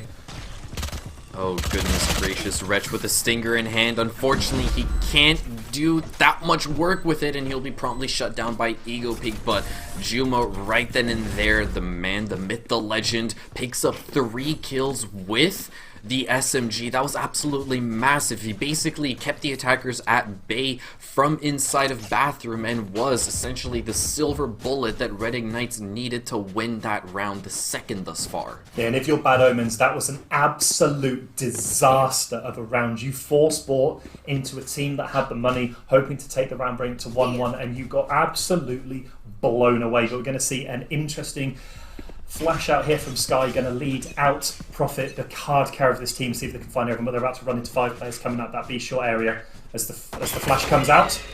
Oh, he's already been found. Badger's already got rid of the carrier for Profit. He's already down 5 players versus 4. You're going to see Utility come out, but they're already onto site. Jet's already out there with the bomb at the hand, ready to go. Oh no, but Ego Peak over by the archway is actually able to pick up Hunter. The flash will be tossed on out, but Badger, he's good for the coverage, will shut down the Sky, and that is going to put us into a 4v3 as the spike has indeed actually gone down. Juma on the aggressive is going to shut down Dodger, and that is going to put us back at an even playing field, but 2 more frags being traded out is going to put us back in a 2v2 with Spooky inside of Hookah. Actually picks up 1, tries to actually was the last attacker, but he actually gets the better of Envy right over there. Some quick maneuverability, manages to keep the last defender guessing, and that is Bad Omens finally getting themselves on the scoreboard. Yeah, and I think if you're on both sides teams, obviously hugely important for Bad Omens. Their money was going to be pretty dubious at the end of that round, but actually if you're on the side of Reading Knights, losing that round, well, it more or less did nothing to your actual economy. You built up that bonus round ability, so now we're going to see almost full assault rifles across the board, a couple of Stingers and Spectres to fill it out, but we see Phantoms and Vandals. This is the important round. Whoever wins this goes on the advantage, as we can see Juma chucking out that ultimate into the showers area. The only problem with the Viper ultimate is a very select location ultimate. But Spooky has moved into it, interestingly. Although he's going to be at 1 HP with no armor, see what he can do, but the attacks are already in. See if Spooky can perform this lurker role against his opposing Viper. Wretch takes down Envy already. And a beautiful dismiss away onto site. Just like that, the spike has also gone down. The orbital strike won't bear any fruit for the time being, and Jami's going to find one onto Profit. Juma with the immediate trade. We will have Ego Peak and Maddie join in on the fun as well to throw us into a 3v2. Scratch that, make it a 3v1 as Jami's able to pick up 2 for his troubles. We're back down to a 1v1, but Jami can't pull it out. Maddie gets the better of him just as the smoke was about to go down. It was practically pixel perfect. Reading Knights secure the defuse and their 3rd round. Yeah, some interesting decisions picked there on the side of the attackers, that they knew the Viper ult was down, but they continued with that attack onto the Acer rather than saying, okay, you've used that ultimate, we'll rotate, pick up the other bomb site where you can't then have that Viper ultimate. Because once it's expended, it can't be relocated. And again, it's one of the issues with Viper. Once your ultimate's down, that's the only place it is. But they decided to push in, and they got punished for it massively, despite Jammy Dodger's best efforts to carry them through that round. Cleared out by Matty and Ego Peak to close the round out, and we do have ultimates available, almost every ultimate available on the side of Bad Omens, but we have the 2 key ones. We have the Seekers available for the side of Reading Knights. Might see that one pop to get some information. A great ultimate for information gathering. So you can see the first flash out there from Sky. Oh, Profit, that was so potent, comes out, but Wretch trades him straight back out. That may have been a tad bit over-aggressive, but hey, they've been able to take out one body. But Maddie is able to capitalize and also shut down Badger. Suddenly, it's Panic City for Bad Omens, but Hunter, he's the one to keep his composure. Will get the immediate refrag onto Maddie, but here comes Ego. He remained unnoticed over by the teleporter and will pick up one first troubles, but that is going to prompt the attackers of Bad Omens to pop in through that teleporter and now focus all of their attention towards the A bomb site. The rotate, though, has been read by Reading Knights, so they are setting themselves up for an eventual retake, if not to outright deny the plant as it's going down. Hunter's Fury will be popped, and that is going to claim the life of Reg. He's going in for the second. The Brimstone of Bad Omens is left on very low HP, and it's Juma to clean it up for Reading Knights. And it was so critical that they were able to pick up the kill onto Reyna. Reyna had ulted, using the Empress gives you the attack stim, it makes you fire faster, you move faster, you reload faster. It gives you this massive impact ability where you completely regenerate you effectively have your Devour going every time you get a kill, and Dismiss puts you completely invisible. But he was the bomb carrier. Instead of giving it to the Brimstone, instead of giving it over to Matty, instead of giving it over to Hunter, he decided, no, I'm going to plant the bomb and completely punish for it. A huge ultimate there on the side of Envy, completely clears out that one, and it gives it a 4-1 lead to the side of Reading Knights A, and Prophet's already collected his first kill again. This man is an absolute machine. He really, really is. He might just be a tad bit too antsy for my own taste, but hey, it seems to get the job done, and I really shouldn't be complaining about it. He's able to pick up his second onto Wretch right over there, and just like that, being able to string 2 kills in quick succession is going to give Reading Knights the very clear, distinct advantage, but it might not last for long, as the Sheriff coming out from that Brimstone is able to claim the life of a single player. But here comes Prophet, lurking in close towards Market, will shut down Hunter, and that is going to leave Bad Omens in a 4v2 scenario. They've only got a couple of Sheriffs to work with. Question is, will it be enough? Yeah, not a position you want to be in, especially, however, we might find someone coming through the smoke. They found one player, they know where he is, but he's going to get traded out by Spooky. That was a huge push in on that angle, but Juma's going to trade out Jamie Dodger, and one player left alive with a weapon. Gets rid of one. Okay, so things are starting to look just a bit brighter for Reading Knights. The spike has been recollected, but there simply might not be enough time to pull off a successful clutch for the time being. Spooky, though, he wants to keep things interesting. Hops in through the teleporter yet again, and as the rotate comes on through, he might be able to get the spike down. The ult will be popped, but the ult in response coming out from Reading Knights is going to buy them just a couple of seconds. The spike needs to go down ASAP, but here comes the opposing Viper. Juma pouncing in through the smoke, pounces on Spooky as well, and just like that, Reading Knights, they managed to keep themselves out of a dire situation. Yeah, and Juma played that one really well. Hearing the plan going down, he decided it's better to trade my life for the information. He charges straight into Spooky's Viper ultimate, and manages to close down. But interesting enough, both Vipers, as much as we've said they're not very good, they're both top of the scoreboards on both their teams. All of these players are incredibly good. They're up at Immortal Radiant level, so all of these are very good, clean players, and just good utility usage there to get them into position to win in a 1v2. But we're going to see a huge ultimate here on the side of Prophet. He can only find one of them. He literally dropped on top of Brimstone's head, and Badger's going to trade him out, so the flash didn't quite catch him properly. Prophet might be kicking himself about that particular engagement just a tad bit. After popping the RPG, he would have wanted to claim at least 2 first troubles, since he did catch the defense with their pants around their ankles, but unfortunately, it's not all sunshine and rainbows. But look at that right there, Ego Peak. Well, I hate to reuse the exact same phrase, got caught with his pants around his ankles, will be shut down. Bad Omens, they now get the spike down, and it's all down to Maddie in a 1v4, will be shut down by Badger. And that was probably as good of a round as Bad Omens would have actually hoped to pick up. That round could have been an absolute disaster for the side of Bad Omens, but only 1 kill was taken by Prophet's ultimate. It could have been 3. He saw 3 players in his sight, but he landed so close to the Brimstone that it was going to be so hard to get the other 2 kills as well. He gets one, but then Badger just trades it straight back out, and a really important win there on the side of Bad Omens, especially keeping 4 players alive. It means that their money is now getting up. They only had to replace 1 rifle, and you can see on the side of Reading Knights, despite being 5-2 to the good, they just don't have a good buy. Stingers and Frenzies mostly across the board. See what they can do on this defence, but they're going to find a few players with that first recon dart not killed straight away. No, not for the time being, though. However, Bad Omens, they want to jump the gun. They don't want to waste a single precious moment, as they have already worked their way in towards the A bomb site. They have the spike ready to be planted, but Badger, unable to land his shots, will be taken down by Prophet. Unfortunate stuff, but Wretch, Jami with a second, actually Wretch following it up with one of his own. They will actually bring us down to a 2v1 as the kill feed was painted green as well as red. Bad Omens, they still maintain the man advantage, and they can get the spike down for the time being, and I believe that Juma has already turned tail, will not decide to challenge this for the time being. Yeah, he's going for the save here. He knows his team's money is in a pretty terrible position, so if he can keep this rifle alive, then maybe he can go, oh, interesting, maybe we lie. Maybe he's going for this flank position round to try and pick up one of these last two players. I'm surprised at 85 health if he goes for a full retake, but we'll have to wait and see. As we've seen far stranger things in the Null and Valorant. Yeah. Than what he's still got an right ult. now. I'm not exactly sure if, using the ult would have been the right call in that scenario. Probably not. Eventually, he'll be taken down by Wretch.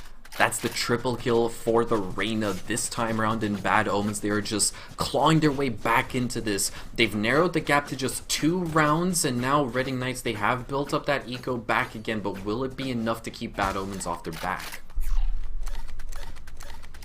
Yeah, I think it was that was a huge win there. Again, keeping rifles on them. We're going to see full buy across the board here from Reading Knights. We're looking in this position where they need to win. If Bad Omens lose, they're back on another rifle round, but if Reading Knights lose, they're back on another refill round. That's pretty bad. We're going to see Juma chuck out this ultimate instantly in this shower position again. Really interesting. He's going to find one, not able to do any damage. Does take the armor off of the opposing Viper, but not able to do anything. But Hunter's going to take out Prophet from that high position as they're pushing onto site. The site is already there. See if they can find Juma through the smoke. Oh my goodness me, the trades come through and it's 4 players of Reading Knights still alive. Bad Omens down to 3. And it's not a good position to be in. Oh, but things might be bound to change. The Hunter's Fury has been popped, and Jami, unfortunately not for him, isn't able to pick up a single kill. That Hunter's Fury was basically used for naught, and now, well, they've almost effectively run out of options. They're seeing some fire come out from heaven, but Wretch is able to directly challenge it, shuts down Ego, and now things are starting to look a bit more brighter. It's a 3v3. The flashes will be popped, but Juma will be rewarded with one more onto Wretch, throwing us back into a 3v2 with Bad Omens on the back foot.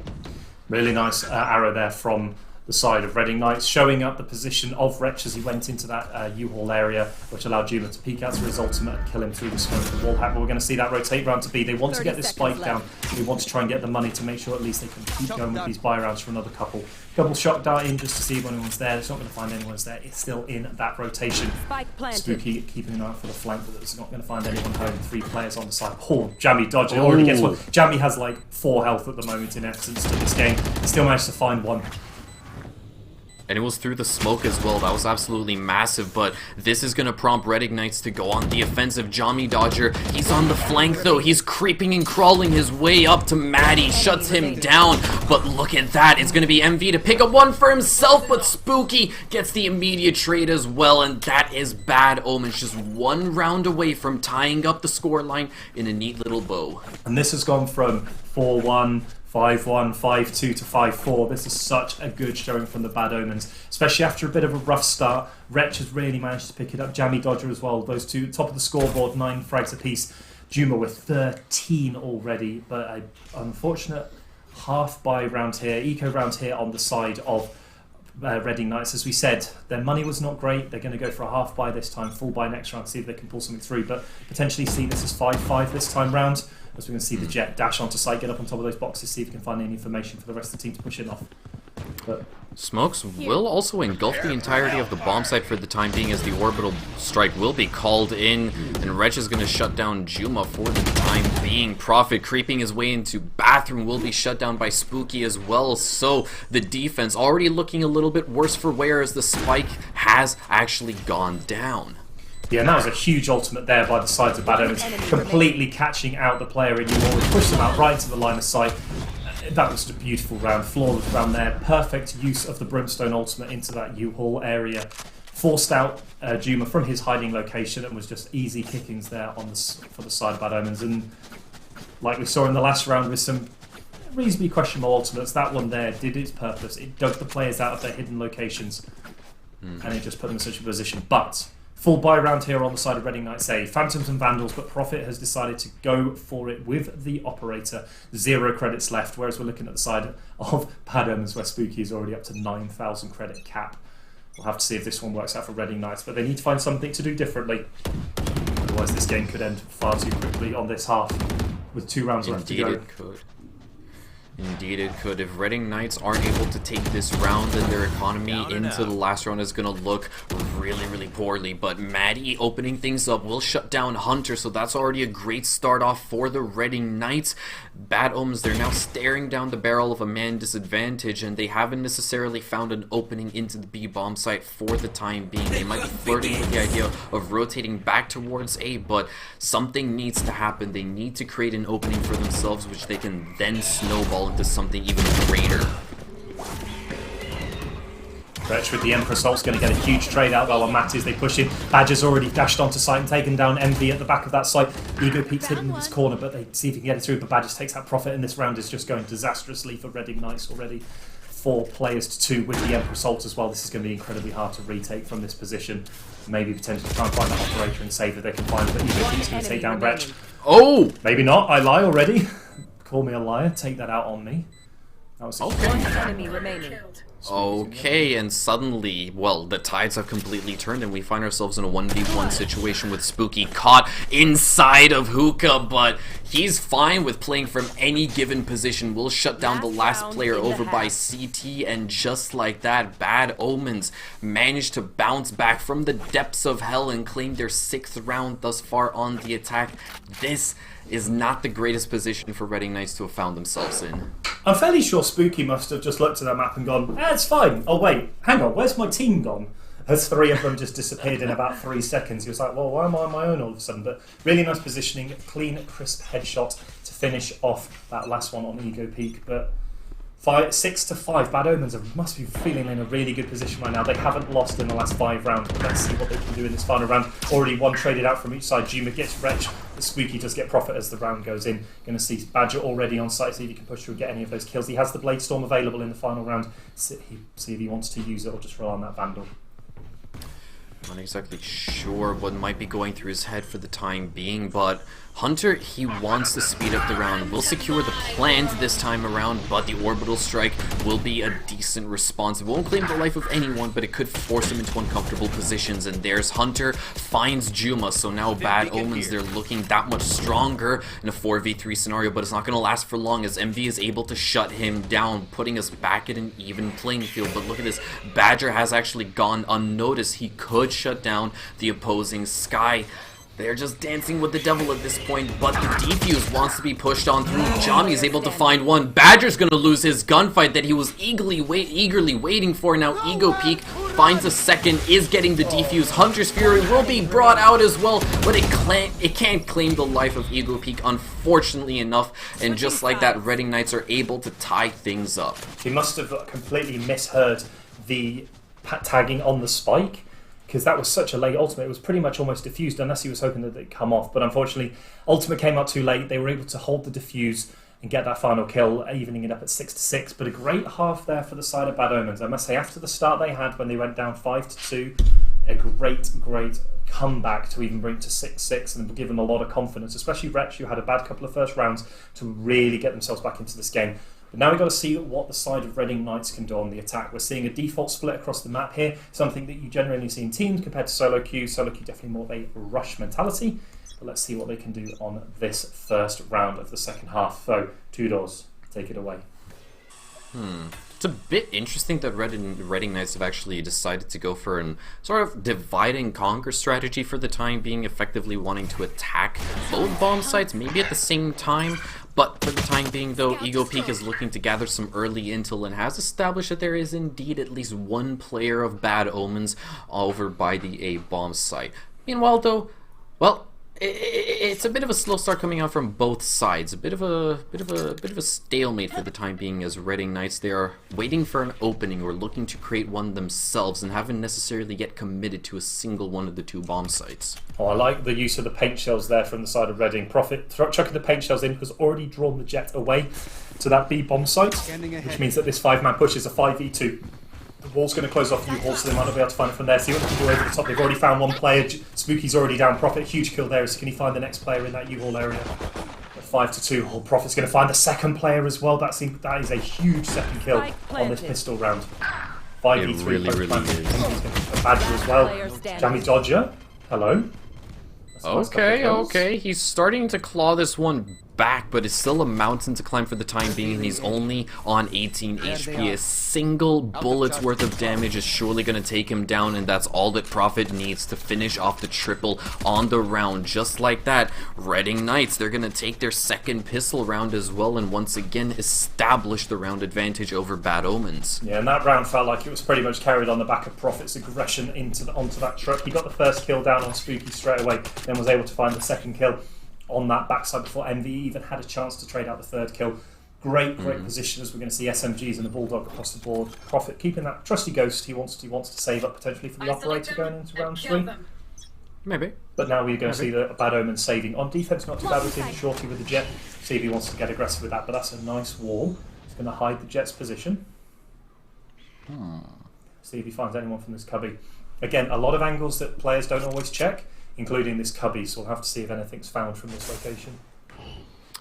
Potentially. I'm not exactly sure what to think of this for the time being. It is a bit of a heads-up play, and if Reading Knights actually find themselves, losing bodies to this particular play coming out from the Jet, then it's it's kind of like a gotcha moment, but not a really fun kind of gotcha moment. Yeah, no, definitely. Definitely not one of the ones you want to get got by, but Prophet's going to be leading in with this Ghost. He knows that his life is fairly expendable compared to all the other players, as he is on a Ghost, not an SMG. To give up the Ghost isn't the most impactful trade if he is to lose his life on this push. But a slow push here. They're starting to run out of time. 45 seconds left on the board. They're going to find one player now. See if he can swing the corner. Oh, Juna's going to get their trade kills, though, as the players are coming through from that flank location. See if he can find another man. He's going to pick up Badger straight away. We're going to see 2 players left and a 5-stack here from Reading on this site. Opened up massively. Weapon disadvantage showing itself completely proud there. You can see Prophet taking out, or he's going to get taken out. Wretch takes him out. Gets the heal. Pretty scary Reyna. Nah, it spelled disaster right from the get-go for Bad Omens. Good stuff coming out from Reading Knights. They have got that bonus round now in the bag. And on the side of Bad Omens, well, they can finally afford a couple of rifles to really stick it to their opposition. Let's see if they have what it takes to recover from their mistakes and potentially get themselves back on that wave of momentum. Yeah, so for Bad Omens, this is their must-win round. It's their buy round. If they lose this one, they're back to partial buy again. Reading Knights can afford this one because obviously they've saved up the bonus round money with that massive 4 players still alive on that last round. It's going to be hard, though. Have to see what they can do as we're going to see the push into A coming here. Now, no Sentinels. Again, the big thing to pick on both these teams. There are 0 Sentinels on either team, so these defences are much harder to hold these rush pushes. If you get in as a rush, you're going to take the bomb site. It's very hard to stop you doing that because there's very little to go through. But Prophet's actually going to run through the Brimstone Molly, as we're going to see the Ego Peak, see the Trailblazer come out from Ego Peak, but traded out. So 4 players to 4. Juma is going to get the bomb plant down. And as you see, this is where the Sentinels come in. Had there been a Sentinel on their team, there's a potential that they would have been able to stop that push. But now 2v2, Prophet with the 3k already, see if he can get the ace. Spooky is a nice location. Player standing. Prophet with 4. No. Okay, he just needs to go through one more person. He has a bit of intel. That audio cue from the boom bot will notify that Spooky is indeed close to the bomb site, and there he comes swinging. Prophet gets the ace, and just like that, Reading Knights, they're able to string together their 3rd round on the first half. Prophet, he's been doing God's work so far. There's no other way to put it. He has been on point, and I gotta know what he's been eating for breakfast. Prophet, the renowned Jet main from the Winter Split, taking no prisoners from anyway. Some of the rounds he was playing with literally disrespect to the opponents. It almost felt like such an impressive player on these duelist carry agents. And we saw that they're having the confidence, getting the ace is huge, but we're going to see force buy out here. Light armor and rifles on the side of Bad Omens, and they're going to push out and see if they can find the Reading players. But they're already getting traded out. Juma in a wonderful position for traded straight out by Spooky. 4 players to 4. Definitely a better position for the attackers. You know where a lot of the information is, but they don't have the spike location yet. They don't know where that is, as Ego Pete's going to pick up another ult orb. No harm, no foul. We're back at an even playing field, but Reading Knights, they're looking to try to actually make something work from this bathroom push for the time being. They've got another player pushing up through A short to aid them in this endeavor, but if they aren't able to successfully get any trades or refrags, then this could easily be brought to a grinding halt. Rich is able to shut down Profit, so now we're back in a 4v3 scenario, and Reading Knights, they're looking to fall off this A side push or potentially commit or potentially continue to commit. It seems like they want to shift their focus towards B. It's a bit less contested for the time being. Yeah, and the main thing is that, again, Reading Knights have completely hidden the location of the spike from Bad Omens. So Bad Omens cannot afford to rotate their teams to one bomb site because they don't actually know where the spike is.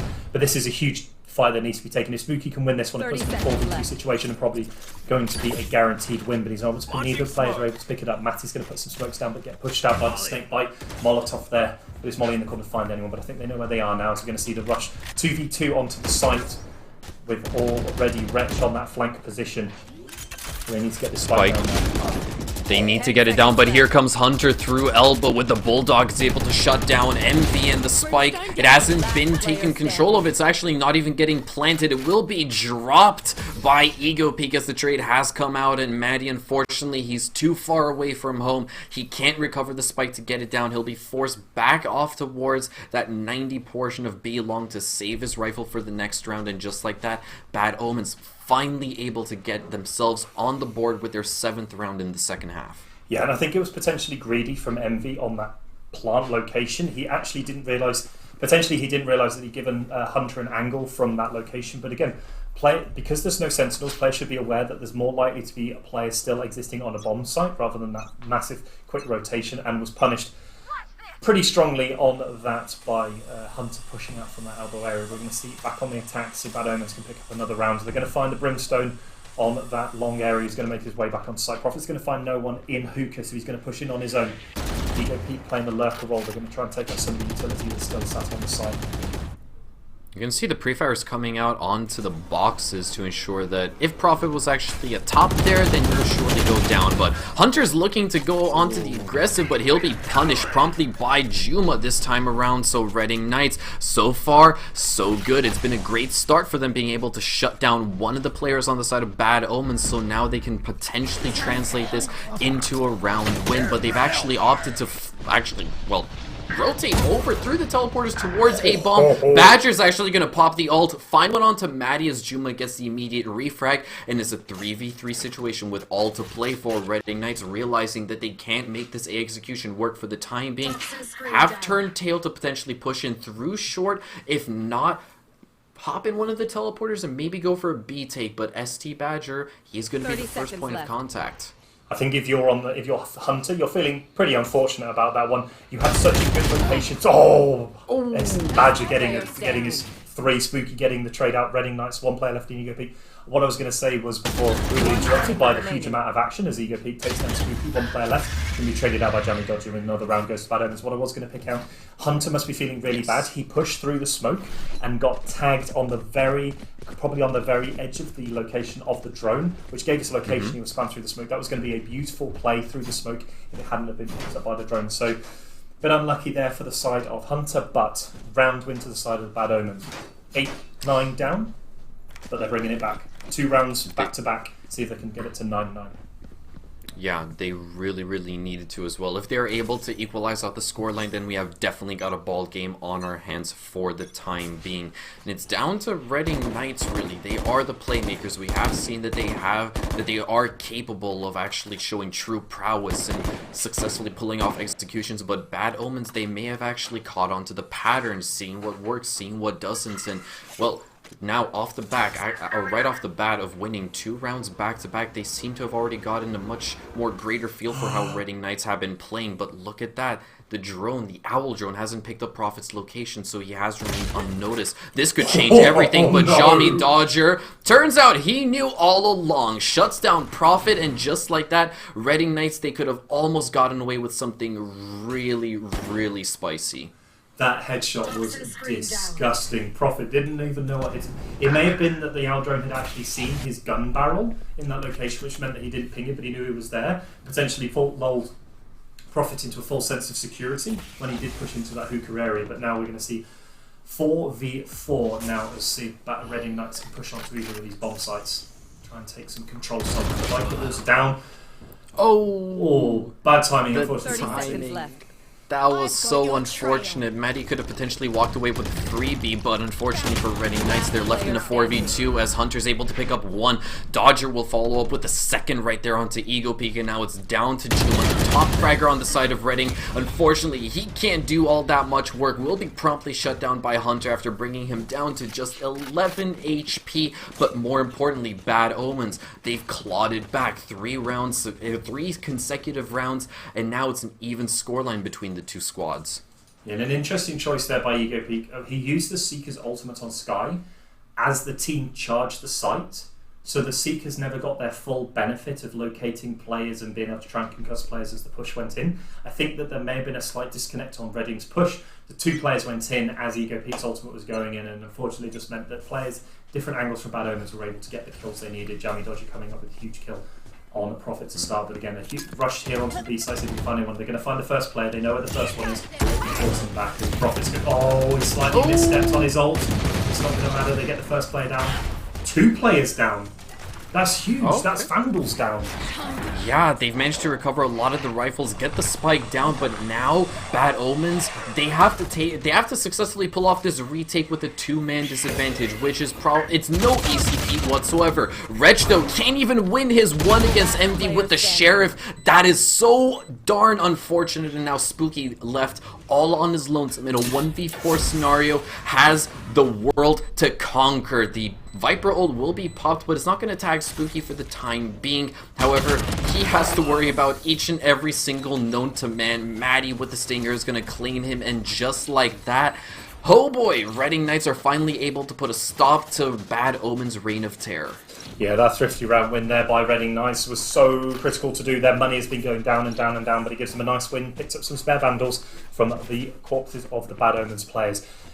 Not a round you wanted to lose for Bad Omens. You lost that initial bomb site take to Sheriffs and Stingers with Vandals, and it just felt like they weren't quite aware of where the Reading Knights players were, and they just got punished for it completely. Really nice, clean accuracy by the Reading Knights, and they did get that nice thrifty win. Get onto site, take out the 2 players, and again, this is potentially the challenge that we're seeing with both teams of not having a sentinel. We saw it on the side when Bad Omens were attacking. They'd attack, take the bomb site, and that was it. It was so hard to stop players going on, especially with no Omen as well. And this is where Omen forms an interesting position on lots of these teams, as we have a quick in-game pause here, which gives me a chance to talk about this in a bit more detail. The difference between Omen and Brimstone that a lot of people are finding is Brimstone struggles to stop pushes onto bomb sites. Yes, he has the Molotov, but it doesn't necessarily do that much. Omen's Paranoia can push down an entire lane and completely near sight everyone. Hi everyone, welcome back to the virtual booth. John Pausch, JP Cass, and 2 doors beside me as we talk our way through the Reading Knights game. And one of the things we want to pick up again, we're talking about this Brimstone versus Omen. Yes, Omen had a lot of nerfs and he had a cost increase on his Paranoia, but the actual power of his kit never changed. And one of the challenges that a lot of these teams are finding, especially in this game with no Sentinel and no Omen, these pushes are hitting sight, and they're hitting sight, and there's no way of really holding them off. And we saw that in that game. We saw 2 really quick kills come in, and there's nothing you can really rotate on. Had one of those been an Omen, potentially you can chuck the Paranoia out, and people always go, oh, I can't see anyone, pull back and wait, which may give you that time to rotate round. And although Brimstone had all these buffs, I'm still a massive advocate for the power of Omen, and potentially we're seeing some of the challenges of A, not taking a Sentinel, and B, choosing Brimstone over Omen as well, because one thing we've never spoken about, because we haven't seen an Omen, and the big difference between Omen and Brimstone as well is the rechargeable smokes. Once all the smokes are down, they're gone with Brimstone, whereas Omen gets his back. And potentially we're seeing that as a slight change here as well, that on some of these maps I'd like to see teams picking back up Omen, because I think that when you have no Sentinel, you need some way to stop a push, and at the moment neither teams really has that opportunity. But at the moment it's been a really good game so far, and I'll let you take us back into the game, as we've just been given word that we are going back into game now. Yeah, definitely. So just a short little recap. We had a bit of a game pause, and now Reading Knights, they just came right off the bat of One of the most outstanding thrifty wins that we had seen in quite a while. Opening up the B bomb site with finding just 2 opening frags with Sheriffs and Stingers. They were able to recover a couple of Vandals, but now they're on a full rifle lineup for the time being. We will see the ult be popped out by Spooky, so that is going to deter the push that's being brought out by Reading Knights for just a couple of seconds. And we will see that they are starting to converge over by a short. Badger. Sergeant Badger, nevertheless, is the first point of contact that they have got to worry about. And he's about to find 3 players, and he needs to get the trade kill here, otherwise it's going to go disastrously on the side of the defenders. If Badger goes down, he's then going to get the side's just going to be completely cleared out by the rest of the team. He's going to spam through the space, he's going to find somebody, he's going to be taken down by Indy. This is the go button, and you can see players instantly onto side, ultimate into that U-Haul area. They're going to find Spooky out of his ultimate straight away. And unfortunately, potentially a bad positioning there on the side of Badger. Able to be traded out with no support, well, able to be killed with no trade out support, and now a 5v2 situation for the side of Reading Knights is probably going to be a free win here, and I think that both players, Johnny Budger, he's going to get the ult. Oh? Interesting. Oh. Okay, he's actually going to pull out the ult this time around, but 2 shots have already surpassed and wasn't able to pick up a single one. Hunter, however, is going to shut down Profit, but that is going to allow Reading Knights to get the spike down. A trade coming out is going to leave none other than Hunter in a 1v3 situation, so this is slightly doable, but doesn't necessarily have a lot of utility to work with to aid him in this eventual retake. Everybody on the side of the Reading Knights on the attack, they've already set themselves up shop over by a short to ensure that if the defuse is to come out, they can easily shut it down as well. I believe that was also the toxic screen being tossed out. That was the snakebite Molotov. Oh. The snakebite ability. The thing is, because of the location of that bomb, you can predict where the defuse is. So you can go outside the site, launch them in. Yeah. I mean, that was going to be almost an unwinnable 1v3 there. Yeah, definitely for the side of unwinnable. Bad Omens, because you have Hunter's Fury. You saw the Molotov thrown out by Brimstone to start. You have the Hunter's Fury from Envy. You have multiple shock darts from Envy. You also have Juma's Molotovs. So they didn't end up using the Hunter's Fury. And this is one thing you have to always learn. If you're going to play an agent with those skill shot abilities, as I would be best describe them, do learn your lineups, your bomb sites, because then, as in that position, you're probably never going to lose a round from that position, because you can chuck your Molotov in from an unknown location. You're incredibly protected just by the walls between you, and it means you can pull out the round, as we're going to see 11-9 here on the side of Reading going into the next round. Bad Omens need to find something. They do, but look at this. They are going to find 2 frags in quick succession. Sergeant Badger is going to actually be the first to respond, but his days are surely numbered as Juma is on his tail. And just like that, a lot of early aggression was controlled by Reading Knights. They're looking to set themselves up on match point, but what's this? Hunter wanders into B bomb site, will lose his life, but it doesn't really even matter. Everybody on the side of Bad Omens, they were promptly shut down, and now they stare down the barrel of series point, match point. Yeah, we're going to see a forced buyout here from the side of Bad Omens, and then just an unfortunate round there. Just a couple of, they pushed out too aggressively into a short. They got pincer maneuvered by Reading. I think Reading must have been predicting that play from them, or having a feeling that that's what they were going to do, so I think they've done it a few times. Rightly punished, opened up the A bomb site.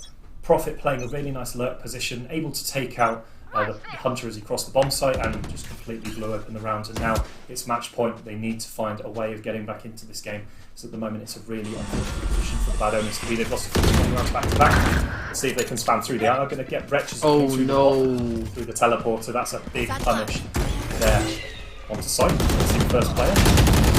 Oh, Hunter, he had so many people within his POV, but wasn't able to shut down a single one of them. And just like that, in the blink of an eye, we've practically missed out on the entire round. A Spooky is left in a 1v4 situation with nothing but a Bucky and a Classic to work with. And sadly enough, those aren't the right tools to get the job done. Reading Knights either going to replicate the score line from our first match of the evening, 13-9, once again on Bind.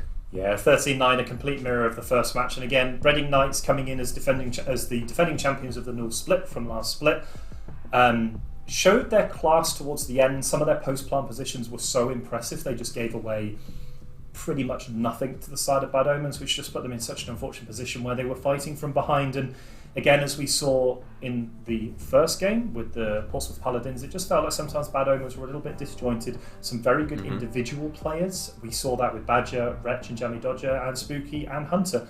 They all came out with these individual rounds of brilliance, but unfortunately at the end, Reading Knights just a little bit too strong as a combined unit, and we're seeing Juma rightly alongside Prophet over 20 kills in the game, and the deserved win at the end of the day. But again, this shows you how these 12 teams are the best teams, because this is 13-9. It isn't like we're talking about 13-5, 13-4 and a complete whitewash. 13-9 is really a close game and something really for Bad Omens to build on going forwards. They know the team can fight, they know they can take the gun duels, but unfortunately at the end, a few of the macro decisions were probably not as clean as Reading's, and it just meant that Reading was able to pull out that eventual win. Not as many individual blunders as in the first game, no players pushing in aggressive positions when they shouldn't have been, but just a few aggressive positioning as we saw in towards the final rounds, where we saw three players pushing out into that A short location, all looking in one direction, and then one of the Reading Knights A players was on the other side and just gunned down two of them, and which was such a disadvantage at that point, and they just gave up the free sites. Both teams decided to go with no sentinels, and as you saw, and we did pick up multiple times, when a site hit comes, you can't really stop it. There's no Sage Wall, there's no tripwires, there's no Killjoy turret, there's no alarm bot, there's none of these great pieces of utility that mean a team just can't rush you. And that's one of the challenges that I think both these teams had to overcome, and I feel that Reading potentially overcame it a bit more, and they were a bit more decisive with their decisions in their post-plant positions. Yeah.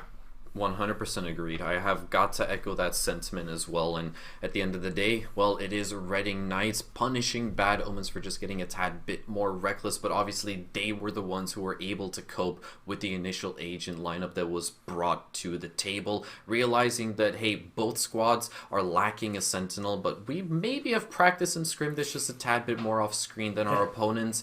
We've got something definitely more exciting in stock. That's what I can only imagine Reading Knights were actually talking about. But hey, let's get back to what we're talking about, because we have just concluded our second matchup of the evening, and there's still just one more left for tonight, with which I think is arguably one of the most exciting rivalries that we have seen thus far within the UK University Valorant scene in general. That is going to be Warwick Direwolves going up against Blue Jays Rootkit from UEA, and that's going to come right at you after the break.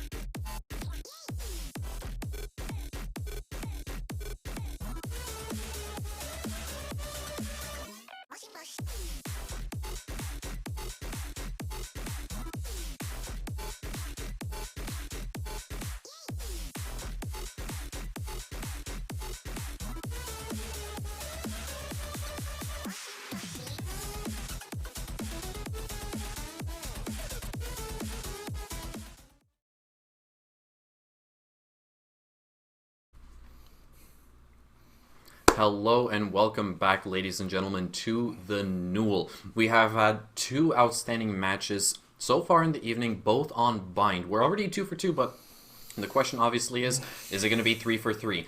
Now, this time around, we are going to see one of the most outstanding rivalries within Valorant itself at a university level between Warwick and Blue Jays x Rootkit this time around. These two teams, they go way back. So, JP, obviously, right off the bat, fill us in on a bit of history between these two squads. I will do, but I want to backtrack a little bit. We know we have these predictions on Twitch, and everyone's like, oh, we'll predict who wins in this. I think we should have a prediction on if it's going to be Bind or not right now, because then we can go 3 for 3 and get our points back on the channel. But no, going briefly back to the Warwick Direwolves and Rootkit Blue Jays. Blue Jays and Rootkit are probably the longest standing high-level competitive team within UK University Valorant. They've picked up multiple championships across UKV and the Newell.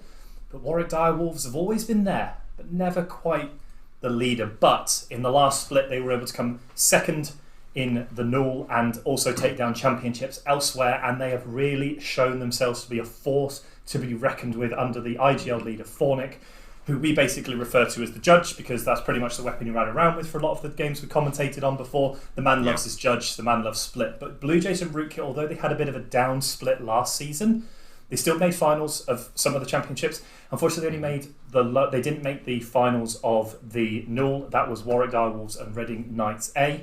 Reading Knights obviously able to take down the Warwick Direwolves, but two very high-level teams with high-level strategies with some incredibly good players. And I think this will be the closest of all the 3 games we're going to see today. Yeah. And quite frankly, I'm not entirely sure where to go with this one. I know where my heart tells me, and I know where my head tells me, and they are quite different in their responses. But again, 2 fantastic teams, some great players, and some really cool strategies that you're going to love to see as and when we get into the games. But again, there are failings on both teams. I can wax lyrical over the powers that be of Warwick attack and the post-plant situations. I can wax lyrical on UEA, Blue Jays and Rootkit and how they have this consistency that is unparalleled across University UK Valorant, that they've been around since the inauguration of these different championships, and they have always been at the top level. But both teams have shown flaws, and it'd be interesting to see if they can be... what's the best way to put it? If they can be found out and abused by the other team. We've seen these teams come together before, and Warwick came out on top. So Blue Jays and Rootkit are going to be out for blood. They're going to be out for that revenge, and there is no better place to start this on day 1 of the Newell Varsity series. Couldn't have said it better myself. They are definitely out for blood. This is the ultimate epitome of a revenge story in general between these two squads. Now, we don't want to waste a single moment of you guys' time over in Twitch chat, so we are going to quickly skim through the map veto and figure out exactly if we're going to be 3 for 3 on Bind. But it turns out it's only 2 for 3. We will have a nice change of pace this time around, as we will be moving on to Ascent to figure out exactly which one of these two squads is indeed the more dominant. Maybe I might be getting a little bit ahead of myself for the time being. It is only the first playdate of the season, but hey, come on, it's difficult not to get excited over this matchup. I mean, you can get excited over anything to do with Valorant, but this is probably, of all the matches to start with, on one of the ones on day 1, this is the one I would have loved to see. The only other one would have been Warwick versus Reading, but I got a bit of Reading anyway. But this is such a hype game, and 2 stalwarts of the league going head-to-head, 2 juggernauts of UK University Valorant, and I can't wait to see who does come out on top in this one. I think the map is a very interesting one, because both teams have shown incredible proficiency on this map. They've both always wanted to play this map. They've both always had good results on this map.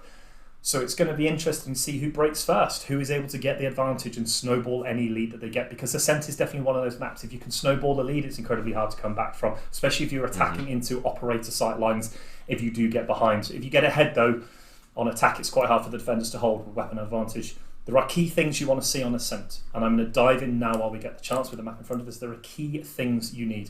Sova is one. Sova is, of course, an S-tier agent across pretty much the entire map selection, apart from Split, where you don't really need it. You want potentially things like Raze, but key agents, I want to see Sova, I want to see Killjoy, and potentially I want to see Omen, because this is a bigger map to rotate on than Bind, and I really think those rechargeable smokes, especially to block off operator sightlines, could be really important.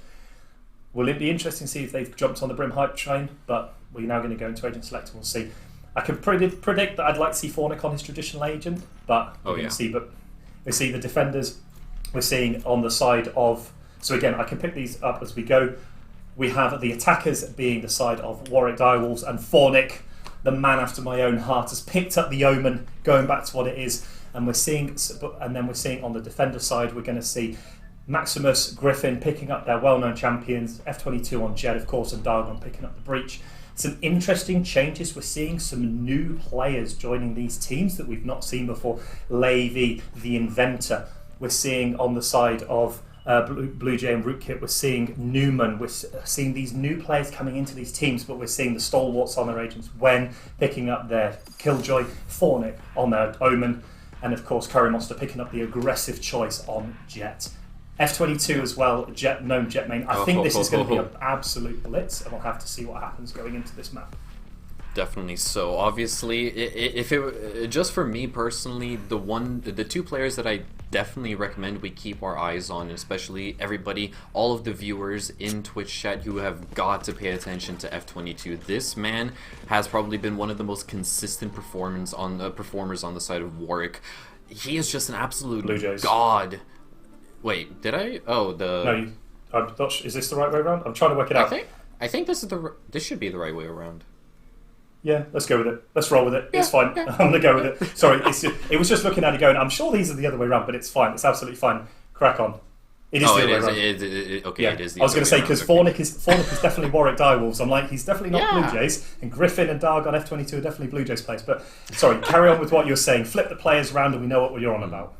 Yeah, the last time that I actually remember, like the fondest memory that I have of F22 was over on Split. He actually managed to pick up an ace with the Bladestorm ult a long time ago, but obviously this opening round is a huge change of pace, as I believe all of the players on the side of the attack, they are all huddling up. They're getting their chance ready for the time being, and they're ready to pounce as the bomb site has almost been evacuated completely. This is the go time. The light is green.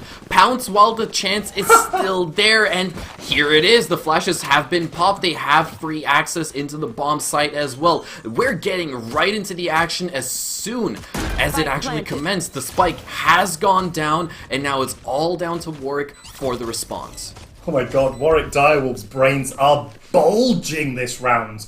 They went, we're just going to hide in the corner. The Sova arrow came out, saw no one, and Maximus instantly rotated off. He was already on his way to the A side when they went hit the thing. Fornic getting down Maximus with the traditional shotting, taking the first kill and traded out. Inventor gets stripped, and Dargo's going to get traded out. Newman going in the way of Blue Jays. Blue Jays are at the moment. Wen can pick up one at the moment. It's a 1v1 to finish off. No, they're locking horns for the time being, but Newman with the triple shot can't pick it up, and it's going to be Wen to seal the deal, and just like that, the offense taking the first initial pistol round was absolutely disgusting. Yeah, and you saw that the kill feed just lights up in that 5 to 10 second window that we had, where it was like one kill traded across, 2 kills across traded into another double, and Warwick just about able to pull out that first one when that ever stalwart position on the Killjoy, able to take out the new player in Newman on the Omen. Now, one thing, probably not this round, but going forward, you really need to watch Wen's lurk ability. This player has lurked in so many games, and they are so good at the lurk position. But we're going to see an unfortunate fail from Maximus there on the arrow. Not going to find anyone. Does he get traded out as he goes around the corner? They know where they are. Oh, look at that. Curry Monster will be rewarded with the initial frag, and Levy picking up Maximus as well. The immediate trade will be brought out by Warwick, but once again, they have gained control of the site so darn quickly that Blue Jays and Rootkit, they seem to be stumbling with their response. They can't necessarily keep their opponents on a leash. It has proven to be a really tall task. It's a 3v4 situation, and now they've got to play for the retake. And guess what weapon Fornic is armed with right now? I'll give you one guess. It starts with the J. It certainly does. He is armed with a judge already. He is to take out the dart, though.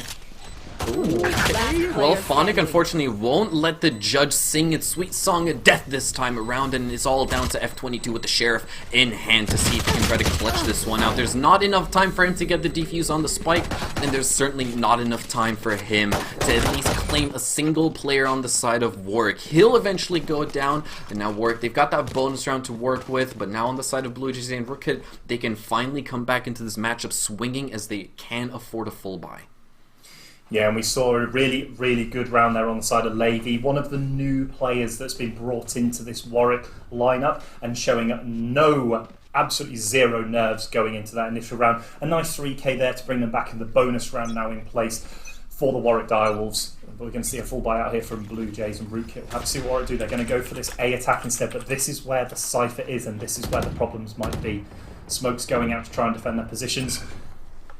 See if they find one, but they know they're going to hear something now. Wen's picked up another ult. The Killjoy ultimate is available. The lockdown is enabled.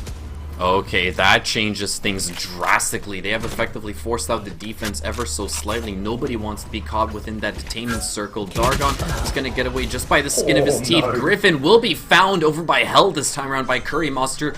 The metal door will be shut completely, but it will be blown wide open once again. The spike has indeed actually gone down this time around. Newman is able to shut down Phonic over by Rafters. Unfortunately, the judge this time around won't claim the life of a single player, but F22 with a massive double is able to just swing things back into the favor of Blue Jay and Rootkit. Dargon's going to clean up the Inventor, and just like that, the defuse comes on out, and Blue Jays and Rootkit are finally able to get themselves on the scoreboard.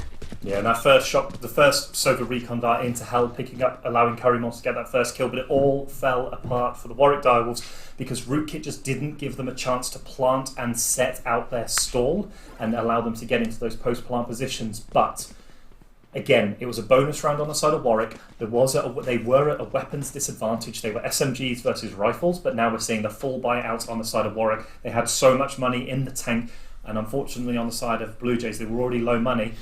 They're now being forced into buys, which aren't ideal, but key round here for both teams. Whoever wins this carries on the building the money. The other team's back on an eco round. Have to see what happens on this one.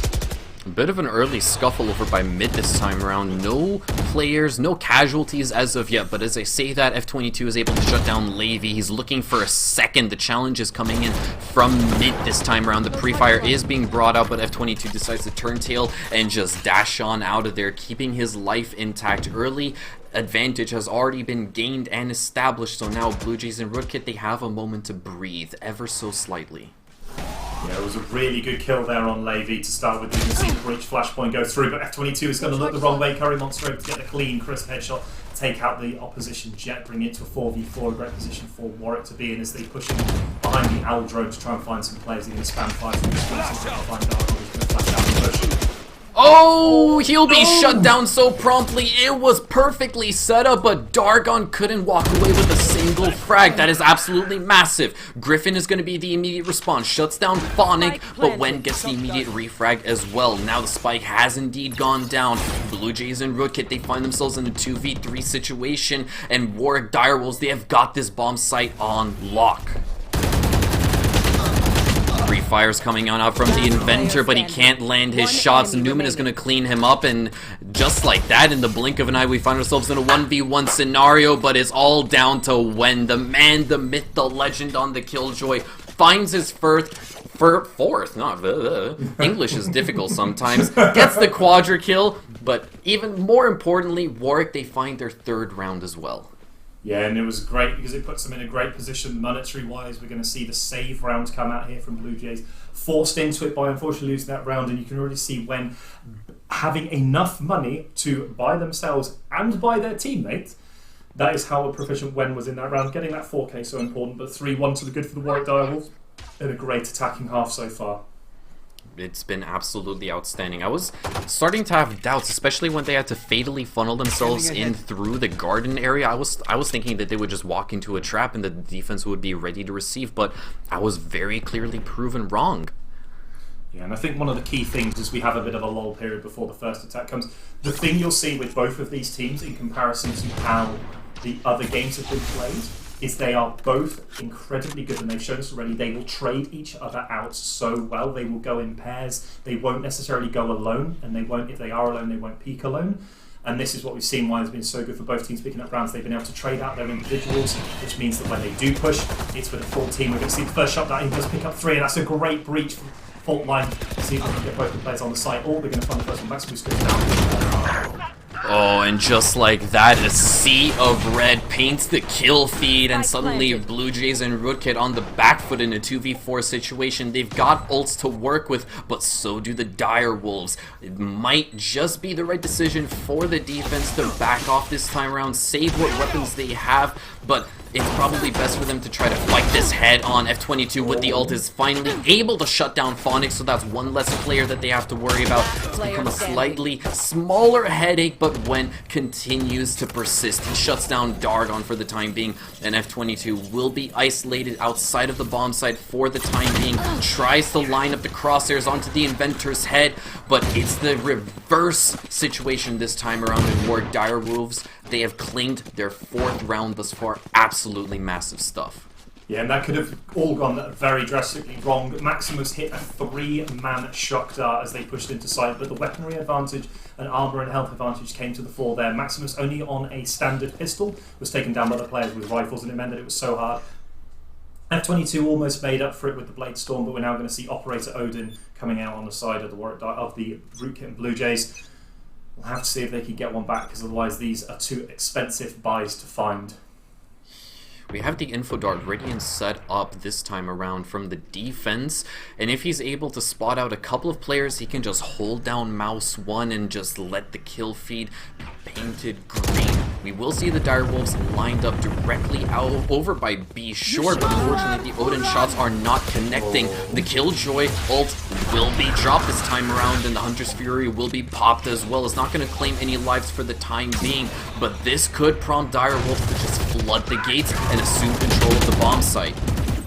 Oh, Fortnite managed to find a kill on site.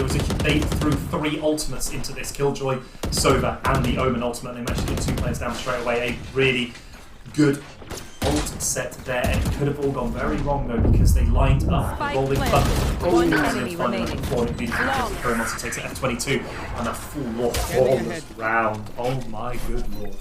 That was absolutely ruthless coming out from the Dire Wolves, just straight to the point. No funny business. Let's just get our hands dirty with some good old-fashioned Valorant action, and that is exactly what they did. 4 rounds. That is the current gap between these two squads, and Warg Dire Wolves, they are well on their way to just running away with this initial half.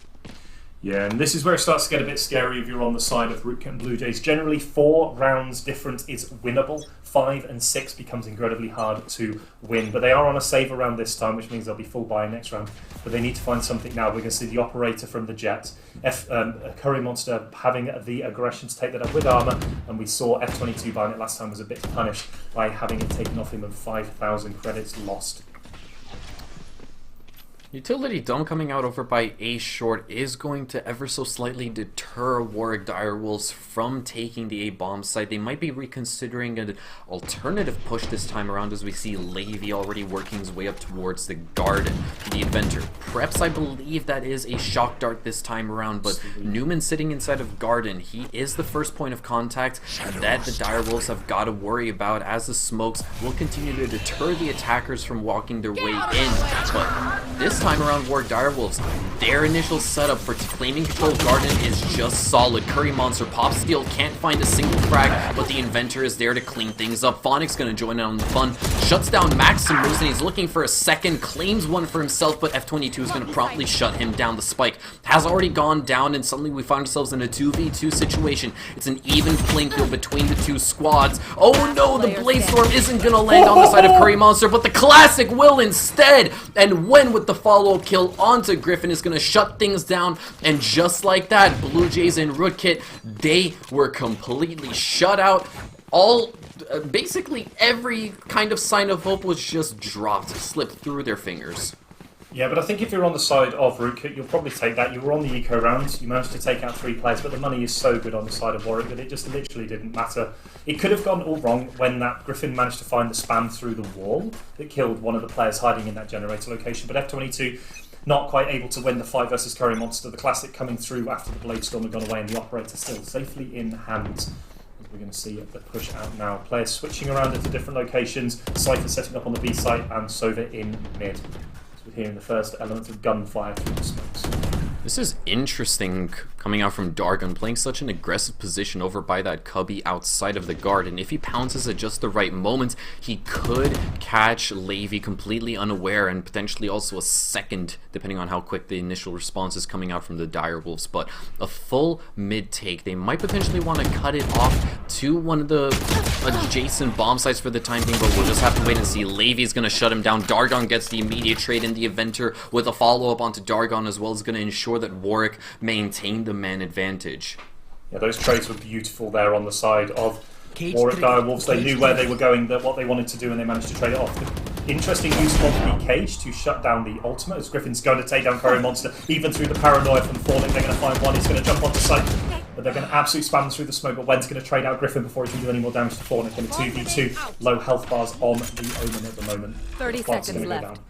It is indeed, and this time around Phonic on very low HP has to do his darnest to try to provide coverage for his teammate, as Wen looks to get onto the aggressive, spots out the head, but the lethality unfortunately isn't there for the time being. Utility will be dumped, as well as a deterrent for Blue Jays and Rootkit, and now they have to work double time to ensure that they can get this retake in motion. They've narrowly managed to claim the life of one. Wen is going to shut down Maximus, and now Newman won't unfortunately spot out his clone within arm's distance, will be promptly shut down as well. And Warwick Direwolves, oh man, round after round after round, they have been impressing us so much. And you're seeing the power of Omen in that little clip just there, able to use multiple smokes throughout the rounds, but also that shadow step from Fornic, putting him from the location in Boathouse at the back where they knew he was into that little box, but into behind those blue boxes, just means that going into sight, the last player from Rootkit had no idea where Fornic had gone to, and it just makes it so hard to clear a site when you're already at a 1v2, and in the end it was able to be taken down, and Maximus couldn't clutch out the round. 7-1 for the Warwick Direwolves. I know we spoke about this being a fairly even match. Doesn't feel particularly even right up to now, but it's always one of those things. A centre's a map you can always come back on, you just have to try and find that position. One ultimate available for Rootkit, the Cypher's neural theft on the side of Warwick Direwolves. Oh no! Dargon. Oh, if he had just flicked, he would have been able to shut down at least one of the Direwolves, but unfortunately, he has been shut down, and just like that, F22, his days are surely numbered. The Direwolves already find themselves in a 5v2 scenario with the spike already going down. Phonic on a massive triple kill, shuts down Maximus, and it's all down to Griffin with the Sheriff in hand. Can't find a single opening as the paranoia is going to strike him from behind, and here comes Phonic, finding the quad, finding the 8th round for Warwick. What Fornic must have walked in there and saw that Bucky in front of him and went, "Sit down, child. You are not. That's not how you use that weapon. I am the man of shotguns." And actually, that was a huge 4K there. It got a little bit touchy when he put the smoke up and teleported on top of the box, as F22 did push through and did see him, but wasn't able to get the kill or get the Sheriff headshot in place before Fornic was able to gun them down with the superior weapon in the Vandal, and a nice clean close out there for the Warwick Direwolves. But Phantoms and Vandals across the board for all players. This round is a must-win for Blue Jays and Rootkit. If they aren't able to secure this one, then it's going to be a very unfavorable side swap when the halftime sort of thing comes around. But either way, Dargon is able to get things rolling, get things in motion for Blue Jays and Rootkit, shutting down the initial entry from the Direwolves. The first time in a while that UEA has actually gotten themselves the entry frag, and F22 is going to soon follow it up with one onto the Inventor. Griffin with one onto Phonic as well. Levy is going to immediately respond, tries to turn tail and just back off and retreat, but he'll be shut down, and just like that, Blue Jays and Rootkit take a very decisive and a very much needed round as well.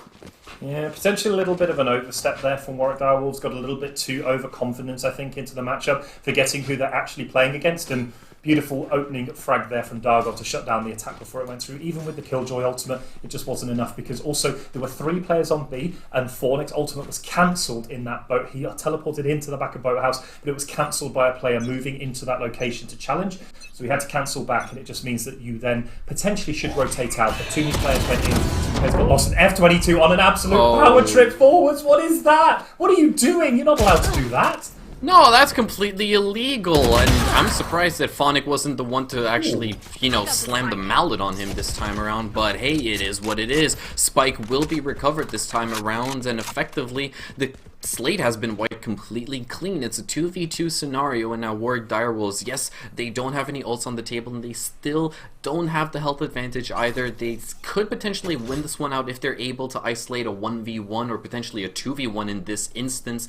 If they spot out the breach of Dargon and are able to win out this gunfight, then they can successfully get off an A plant, but he's remained unnoticed. This could be potentially huge. He shuts down Curry Monster and claims the second as well. That was one of the most necessary gunfights that Dargon could have hoped to win.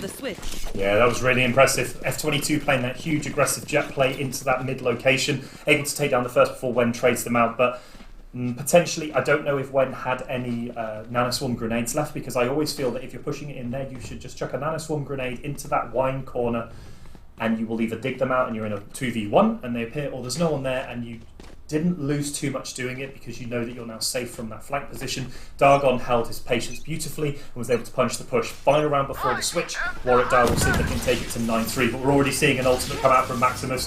Going to be dodged by the jet, that's really important.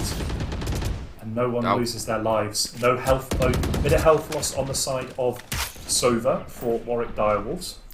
We'll have to see if they can make the most of that. Oh, Fornic was there, he could have swung the corner. We're going to see the teleport up to a high location to get out of the way. That was an interesting turn of events, an interesting series of events, and so is this Dargon able to shut down Wen as the initial casualty on the side of Direwolves. Could potentially spell success for Blue Jays and Rookit if they are able to play off each other, if they are able to actually maintain that man advantage in F22. That's exactly what he aims to do. Shuts down the Inventor, so that's already a great start, or a good start, turned great. Phonic will clap back by shutting down Dargon, but either way, it's still a 4v3 scenario. But here comes Maximus on the flank. He spots out Phonic, claims his life as well, and suddenly everything on the side of Direwolves has gone from bad to worse. That was a beautiful flank there by Maximus. He came through and knew he was going to get flanked. He's not able to hit the first shot, but he is able to clear out Curry Monster before he knew what had happened. Maybe he's going to pop the ultimate in the final round again. Oh my goodness me. That was a beautiful play by Newman there to clear out and bring Rupert back to a fairly palatable 4-8 down. Definitely not where they want to be, but if they pick up these first two rounds, pistol into Rife, into first SMG round, we're going to 8-6.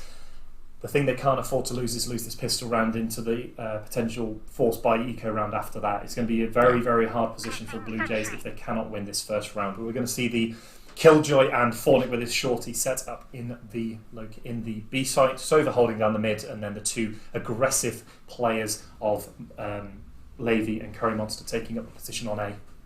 All of the Direwolves, they're setting themselves up for a B execute this time around, and luckily enough on the defensive side, they have enough utility already set up outside, as well as one player close to market, close to pizza, so he can directly respond, but they don't want to waste a single precious moment. We will see the Blue Jays and Rookit try to make something happen, but Wen is going to shut things down. Maximus is the first to fall, but F22 gets the immediate refrag. Now the Inventor has actually noticed that not anybody wants to get that metal door down, and here's Phonic with the shorty actually able to shut down F22. So now we're in a 4v2 situation. This execution hasn't been bearing all that much fruit for the time being, and now Phonic tries to get the follow-up, will be shut down, but it's still a 3v1 scenario. The Inventor will be taken down by Dargon, a surprising shot coming out from him. Still has the spike and opts to rotate towards A, potentially. You've got 4 health, and you're probably not going to win this round, so you need the money. That's going to make a nice move. Oh, that is such a good headshot! Ooh. Oh my good lord, that was such a good headshot to take out Curry Monster on that position. Both players looking into that CT area rather than one keeping an eye on that heaven area of B market, and almost punished with a round that should probably never have been even that close after the first few kills trades came in. We can see the force buy out here, a couple of Spectres, a Judge for Fornic, some Ghosts, and we'll have to see what it is, but it's Classics and a Sheriff for Dargon. 2 Sheriffs now with F22 picking up one as well, but not an ideal position again. This is the one that we said they had to win to put themselves in a good position. 9-4 down, potentially 10-4 is going to be hard to come back from, but we'll see what happens as we're going to see a push towards A with Dargon holding down this B area. It's going to be seen, Fornic's going to see him. If he's able to click on heads just as efficiently as the next person, then things could start to actually take a much more brighter turn for Blue Jays and Rootkit, and they already have. F22 takes down Levy and recovers an SMG as well, but Curry Monster with the Ghost is able to respond immediately onto Griffin, so it's once again an even playing field. But look at this, Curry Monster on the flank over towards mid decides to hold his horses and will toss out a smoke after losing that initial engagement, but now his days are surely numbered. On 15 HP, there's not much that can be done. He will be promptly shut down. I mean, once again, find ourselves in a 3v3 scenario with the attackers not necessarily sure what to do. Maximus will be caught off guard by Wen, and now things are looking that much more grim for the Blue Jays. Yeah, Wen played that really well, being able to get it down to a 3v2. 3v3 on a buy round is never where you want to be when you're against players with less weapon. Oh my god! Oh my lord! He kept those no swarm grenades alive for so long, and in the end it just didn't matter. That forced them to get their knives out and run through them, and just gunned them down as they went through. Not an ideal buy coming up here from the side of Warwick. They're on shotguns, Sheriff's in a bit of a save around, but we're seeing Vandals and Phantoms across the board for the side of Rootkit and Blue Jays. Personally, like, I already know what the Direwolves are capable of, but I was not really expecting them to get so antsy when it came to challenging all of the attackers over by mid, especially the Inventor, especially when, oh my goodness, they blew up the entire round that time around for the Direwolves and just quite literally caught the Blue Jays off guard with their pants around their ankles. And they're looking to potentially do the exact same thing here this time around. Look at this. The Owl Drone's actually not going to spot out a couple of people. A smoke will be tossed out in response, but that's not a great enough deterrent for the Blue Jays and Rootkit. They're going to brute force their way into the bomb site. Dargon finds the first, but Curry Monster with the immediate response with the Bucky, nevertheless, is able to shut him down. Maximus is going to stabilize things out ever so slightly for Blue Jays as we find ourselves in a 4v3 scenario with the spike going down momentarily.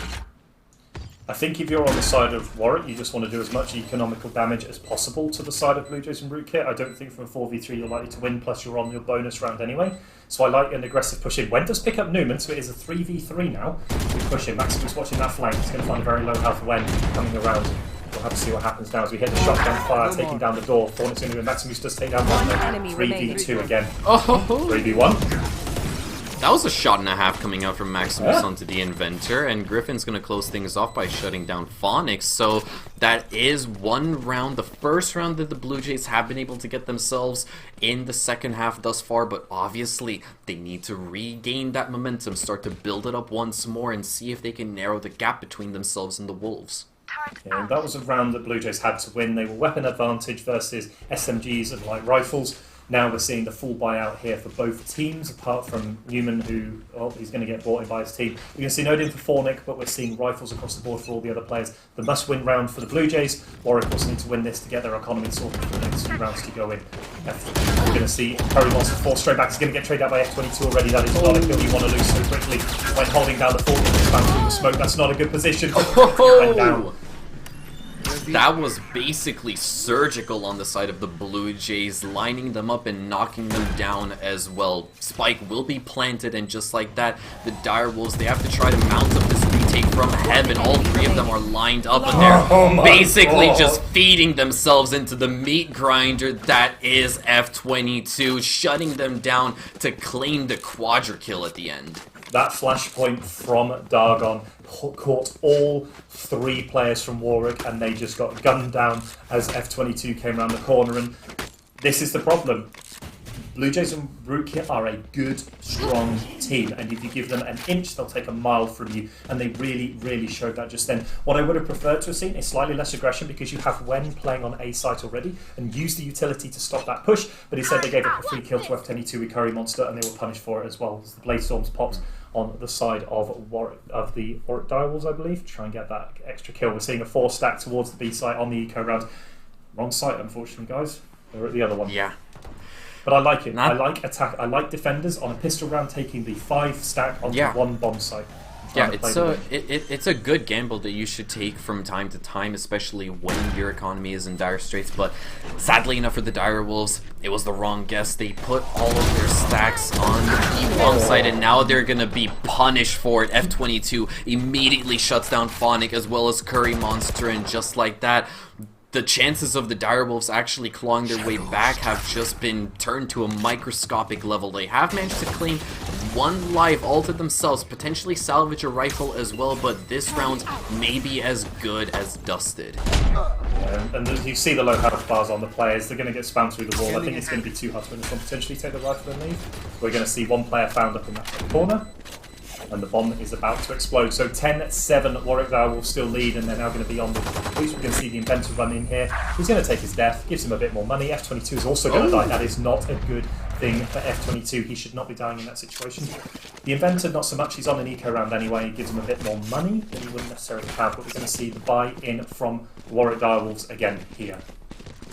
This time around, I'm trying to piece together exactly what is going wrong on the side of the Direwolves and why Blue Jays and Rootkit have been able to get away with so many crucial entries. You see that when it comes to their initial entries into the bomb site, they can be oh so very surgical. They just dump tons of utility and they basically tell the Direwolves, hey, deal with it. And while you're dealing with it, we're gonna tap on your heads. That has been going oh so desperately wrong for the Direwolves, and they need to find a workaround. This time around, F22 finds the initial entry, but look at this Curry monster.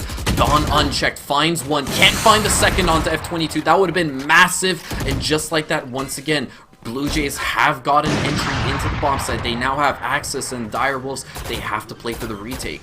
The 3v3, but unfortunately one of those three is a Reyna. If there's any kill picked up by sorry, to get my names right, it'd be good if the Reyna can ever get a kill. It puts him in an awful position. Wen's on the flank, Griffin's going to take down Wendell on that flank position. It's going to get traded out by Levy, that's not a good thing. Uh-oh. Oh, the Inventor misses the upshot, misses the second upshot. 2v2, they need to... close out. I'm just going to close it out. They're going to give over the operator as well. That is so unfortunate for the Direwolves. The Inventor missing 2 crucial pop shots could have definitely been the difference maker in that round. If he was able to land the first shot, we would have found ourselves in a 2v1 situation. It could have played out completely differently. Yeah, 2 unfortunately critically missed shots and rightly punished by Maximus, getting the last 2 kills, and now the money completely flipped the other way around to what we saw earlier. Blue Jays in the ascendancy, 8-10 down. They can definitely pull this back to be an even game, and I can see this moving towards overtime, but still got a long way to go here. Warwick Direwolves can definitely win this round off of these first few plays. I think they need to play a bit more passive. I think they're playing far, far, far too aggressively into this team that is as well just as strong as they are. And they should be using the utility a lot better.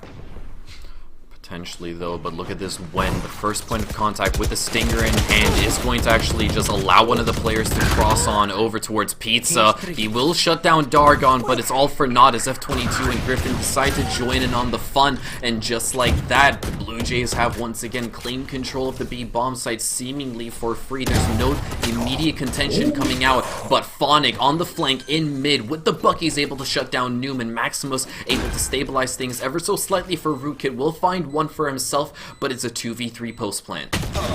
And they need to get... Oh! The Inventor just seems to switch off. He walks into this one there. Last player standing. Oh!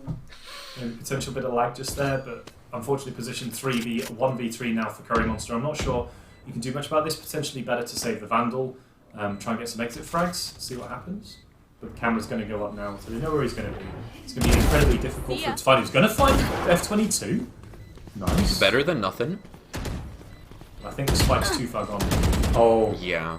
This is basically the point of no return. He could potentially get one more for his troubles and call it a day, but at this certain point, it's already been called a day. He shuts down Griffin. He can dash away, but unfortunately, he'll be met by Maximus right over by mid, and just like that, Blue Jays and Rootkit ensure that Warwick Direwolves have even less of an economy to work with in the following round. Well, it's a full buy now after they saved on that round. That was the eco round, and I think they did quite well on that eco round. Showing what they can do, and they still have the power to do it in this round now, but they need to find a way of stopping these attacks. I don't feel that the Sentinel of Gwen is doing quite enough on the defense to stop these attacks yet, but if they hold back, they play a little bit more passive, use the utility and information available, I do believe that they will actually start getting this back on the right order and start picking up some of these kills. Potentially so, but once again, the Direwolves have been struggling with the initial entries of Rootkit, and obviously last time around they were well, tangoing with a couple of different positions, trying to catch the attackers off guard. But this time around, it's just the brute force right into the A bomb site. Metal door will be shut down, but look at this Curry monster. He has remained unchecked, will shut down Maximus. That's not just good, that is great. Blue Jays and Rootkit, they're not gonna give up though. Chin up, they will try to get the spike down, but the Hunter's Fury has been popped, and that is gonna buy the defense a couple of seconds. Dargon will secure the spike plant, but now it's an uphill battle for the attack. That's really good there by Fornic not allowing them to go up, and Dargo's going to fall, Griffin's going to fall, one player left in that long A area. It's going to be incredibly hard for him to win in a 1v5, and we were talking about it, both these teams being incredibly good, and one just needing that opportunity to do it, and they managed to find a win. When going to close out the flawless round in 11-9. Warwick needed that one, their money was pretty bad at this point. All five players alive is so important. Look at the money now. Both teams pretty much ready to buy out for the rest of this match. Definitely so.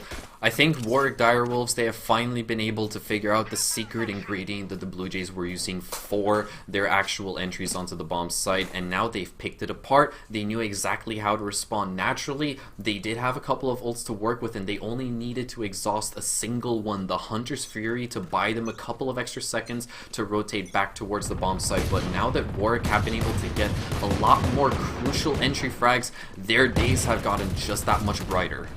Yeah, and Curry Monster played that defense so beautifully. Oh, hello. F22 with a blind spire through the smoke manages to take out Lay-V. That's, or Lay-5, whichever one you want to call it. I think that is a really bad kill to give up there, but now we're going to see the A-bombs open. But I was just about to sing the praises of the team, and then he lost his life like that. We're probably going to find the first two players. We know one's there. Curry Monster already pushed out aggressively. Can he find... Oh, he's going to get trapped by Dargon. He failed the dash. He dashed into the wall. That was unfortunate to say the least, but Maximus this time around is right there with the follow-up. Dargon once again. The OBJ man himself is going to get the spike down once more. Now Warwick Direwolves once again on the back foot have to play for the retake. Phonic though won't crush the offense with the mallet that is the judge this time around.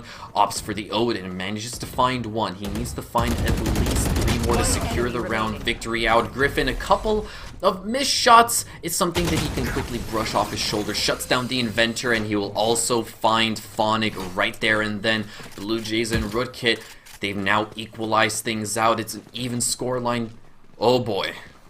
Yeah, nearly even 10-11 to Warwick Direwolves favoured, and unfortunately Curry Monster got that first good frag, but then Dargon was able to flash through, and the tailwind away from Curry Monster, not quite in the right direction. He managed to actually dash into a wall, which stopped him going, which meant that Dargon had a free swing, and even with the cloud burst coming out, was able to kill him through the smoke, and it just put them at too much of a disadvantage. They lost too many players early, and we're seeing a little bit of complacency from both sides. They're not quite playing to the strict regime that they have been before, as we're going to see the dash over by Jet try and find some early pressure in that mid area.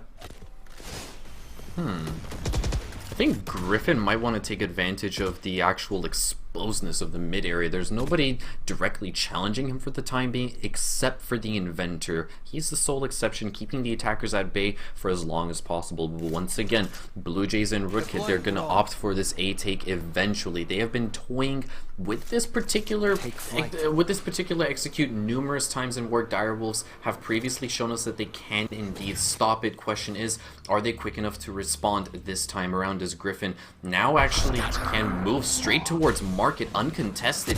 This could be the defining factor, but look at this Curry Monster with the opening onto F22. Will be traded out by Dargon as he tries to retreat away, but suddenly a lot of contention and action is happening over by mid. Wen finds one. Griffin gets the immediate refrag, and just like this, the calls are coming on through for the attack to rotate over towards B because it is completely free. Yeah, 2v2 is going to be incredibly hard. Warwick Direwolves still have both Empress and left. From the Shadows ultimates available to just the Hunter's Fury, but we're going back to the A site now. They're going to be hearing this noise now as they're going to see the arrow go in, and Fornic's going to probably have to ultimate across, see if he wants to take that aggressive approach. That's the first. Yeah, here goes the ultimate for a moment. Oh, into Wine! That's a huge ultimate. He's going to Parador across. He's going to find both players out in the open. He's going to get the first one down. Can he trade out the second one? Oh, he's just going to keep the finger down. There we are. Right. He kept his trigger finger down through all of that and blew apart one of them, but just couldn't get the other one. They're going to give the ultimate to to Fornic after that one, which was an impressive ultimate across the note. They took the aggressive ultimate into Wine. It completely rewarded them, and it just meant that they were able to pick up their round, and it puts them to match point, and that was such an impressive round there. The Odin showing you why it is a bit of an oppressive weapon at times. Also, this game, it's also showed you why it's not very good. It's not as oppressive as it can be, but that was definitely one of those top tier draw. I'm just going to put 100 rounds down range and not stop firing. Yeah, that was very. I mean, that is basically all you have to do with the gun. Just hold mouse 1 and slowly drag it down. But come on, let's be fair. Warwick Direwolves, they finally brought out some desperately needed innovation, and as such, they were promptly rewarded. And now they sit on match point. One more round is all it takes to close things off. And Blue Jays and Rootkit, they're starting to get a little bit desperate. A lot of utility will be dumped. Curry Monster shuts down F22. Maximus gets the immediate refrag, but they have gained access to the A bomb site, so they can get that spike down. Yeah, these Rolling Thunders have never actually tagged Curry Monster in the positions that he hides, and it just meant that he's put a lot of pressure onto them. We're going to see a flashpoint up through into that heaven area in the 4v4. The Omen has ultimated and cancelled back to that A-long location, but the Killjoy ultimate is out, and this could be a real problem now for the attackers. They're going to burn the Hunter's Fury to try and kill the ultimate instead. This should hopefully kill the lockdown, but he's decided to go for it. He's managed to kill the lockdown. 4v4. Warwick Direwolves are going to... That was a bit of a saving grace right there for the Blue Jays. The Inventor is going to clap back with one onto Maximus, but it really doesn't matter. Wow. Griffin finds 2 with the classic to close things off. The Blue Jays are just 1 round away from pushing us all the way to OT. Yeah, and beautifully held Hunter's Fury there on the side for Maximus. Able to use it to counter Wen's ultimate as the Killjoy lockdown went down. This is what you see a lot of the time in pro play as well. Hunter's Furies, orbital bombardments are all saved when they know the Killjoy ultimate is available, because you can instantly cancel it. You get to kill the lockdown, which means you're in an even position again and you're not being forced out the bomb site. Really clever usage of utility there by Rootkit Blue Jays. 1 round to take us to overtime, which would probably be the correct answer, I think, for these two teams. But yeah, see what the Warwick Direwolves can do in this round now. It's not the freest of sights. We have the Blade Storm out. See what Curry Monster can do. That is true. If Blue Jays forget to actually take this Blade Storm into account, then this could potentially spell disaster. But hey, one thing that already does spell disaster for them is one of the players going down over by Garden, as well as Curry Monster over in Hell losing his life, and suddenly we find ourselves in a 5v3 situation with, I believe was Wen trying to mount up a retake, but will walk right into the open arms of Newman, and suddenly it's down to Phonic with the judge in hand. I know we've touted him as being one of the all-stars, but in a 1v5 situation with nothing but a judge to actually handle things, it's a bit too difficult to pull off. Blue Jays and Rootkit secure a flawless victory. It was very, very much needed because we're heading into overtime. Yeah, and that all fell apart so quickly. Levy had the line of sight. I think they had the Peaker's advantage, and whether it's just a different vision on our screen to theirs, it looked like they just didn't fire straight away, and they were traded out straight away. Then Newman set up in exactly the same position, killed one as they came around the corner, and it now takes us to overtime. Great match so far. We'll have to see which side comes out of it. Again, I don't favour one or the other, because I think both teams have showed a huge amount of proficiency in this game. But Blue Jays are in the ascendancy. They've managed to pull it back. They're going to feel confident about this one. Just have to see if they can get those next 2 rounds, or the next 4, or the next 6, or however many this overtime goes for, to take out this win. We could potentially be working the graveyard shift tonight, depending on how many overtimes we actually got our hands on. But F22 wants to make quick work of Phonic. Indeed, he does. Levy gets the immediate response, but Newman is there to follow it up. So in the blink of an eye, Blue Jays and Rootkit, they've already got themselves the man advantage to work with on the defense. That is massive. Yeah, and they've done that twice now on the aggression there. F22 goes up and Dargon throws a flashpoint into that middle location, allows them to get a couple of kills, and also Newman managing to pick up a kill as well was really important, as it means they're in a 4v3 situation as the push comes out through this mid area. Newman is low, he has 11 HP, so it's effectively a 3v3 in realistic terms if you can take into account pure health. They're going to find where Dargon is. We're going to see a flashpoint come out, they're going to turn away from it, so it's not going to fully blind them, see if they can push through.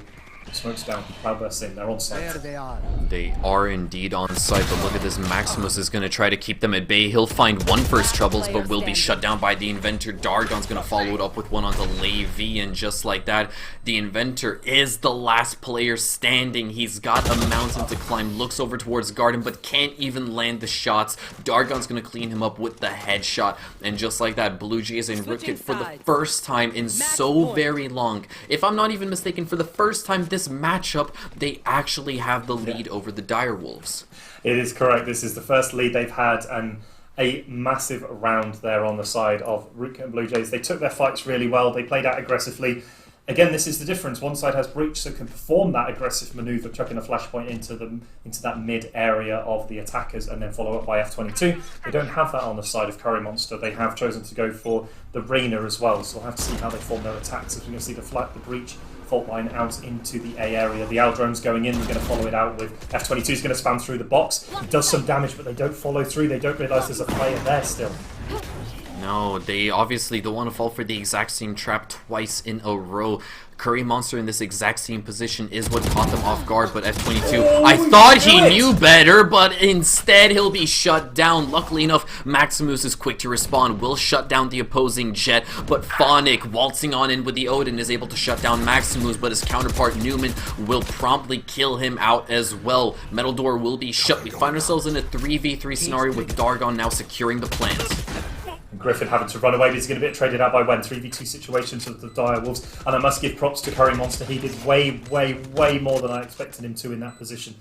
Able to push out, survive the spam through the box, and get a kill before being traded out. I think that's an impressive, actually, way to play that game. And let's find a way in. Newman goes down. It's 1v3. Oh! That came so close for Levy. One extra bullet and you would have surely gone down, but Warwick Direwolves are not going to let the Blue Jays gain that much of an advantage over them. He just couldn't quite get the spray transfer in the right place to get rid of Levy as well as Wen, and we go to 13-13. Oh my good lord, that could have gone either way. The Inventor coming up clutch to get rid of Newman in that long A area down towards the entrance, but then Dargon stood in that corner, nearly gets the 2 kills to even up into a 1v1 that you have to favour that Breach in with all of his utility, plus also having the spike down. The pressure isn't on Rootkit and Blue Jays at that point, the pressure's on Warrior Direwolves, but the Direwolves close it out, double overtime, 13-13. Can we see the Direwolves reinstantiate their lead this time around? They're not going to waste a single moment running and gunning straight into the B-bomb site. They will be met by some contention. Newman's going to find the opening frag, but Phonic is there with the immediate response. And now Griffin inside of Trench will shut down Wen. That is absolutely massive, but the Direwolves have actually claimed control of the bomb site. The spike will go down, and now the ball, it's in the Blue Jays' court. Yeah, and this is where it comes down to where the pressure is on Blue Jays and Rootkit, because they have to get onto site. They're going to check in that long B area first. They're going to find no one there, so they're pretty much sure they're all on site. They're going to spam forward it through the wall. That is not a good thing. We have the shock dart, the recon dart available into this back area. They have to kill it straight away. They find one. Now the fault line goes in. Nice mission on site. Bad. Lady's down. Oh, the Inventor actually shuts down Maximus. They're trying to bait him out with the defuse, and it's just on the money. F22 is actually going to go in for the aggressive play over by the back of the bomb site. Shuts down the last remaining attacker, and just like that, Blue Jays and Rootkit once again are going to put themselves in the driver's seat and find their 14th round.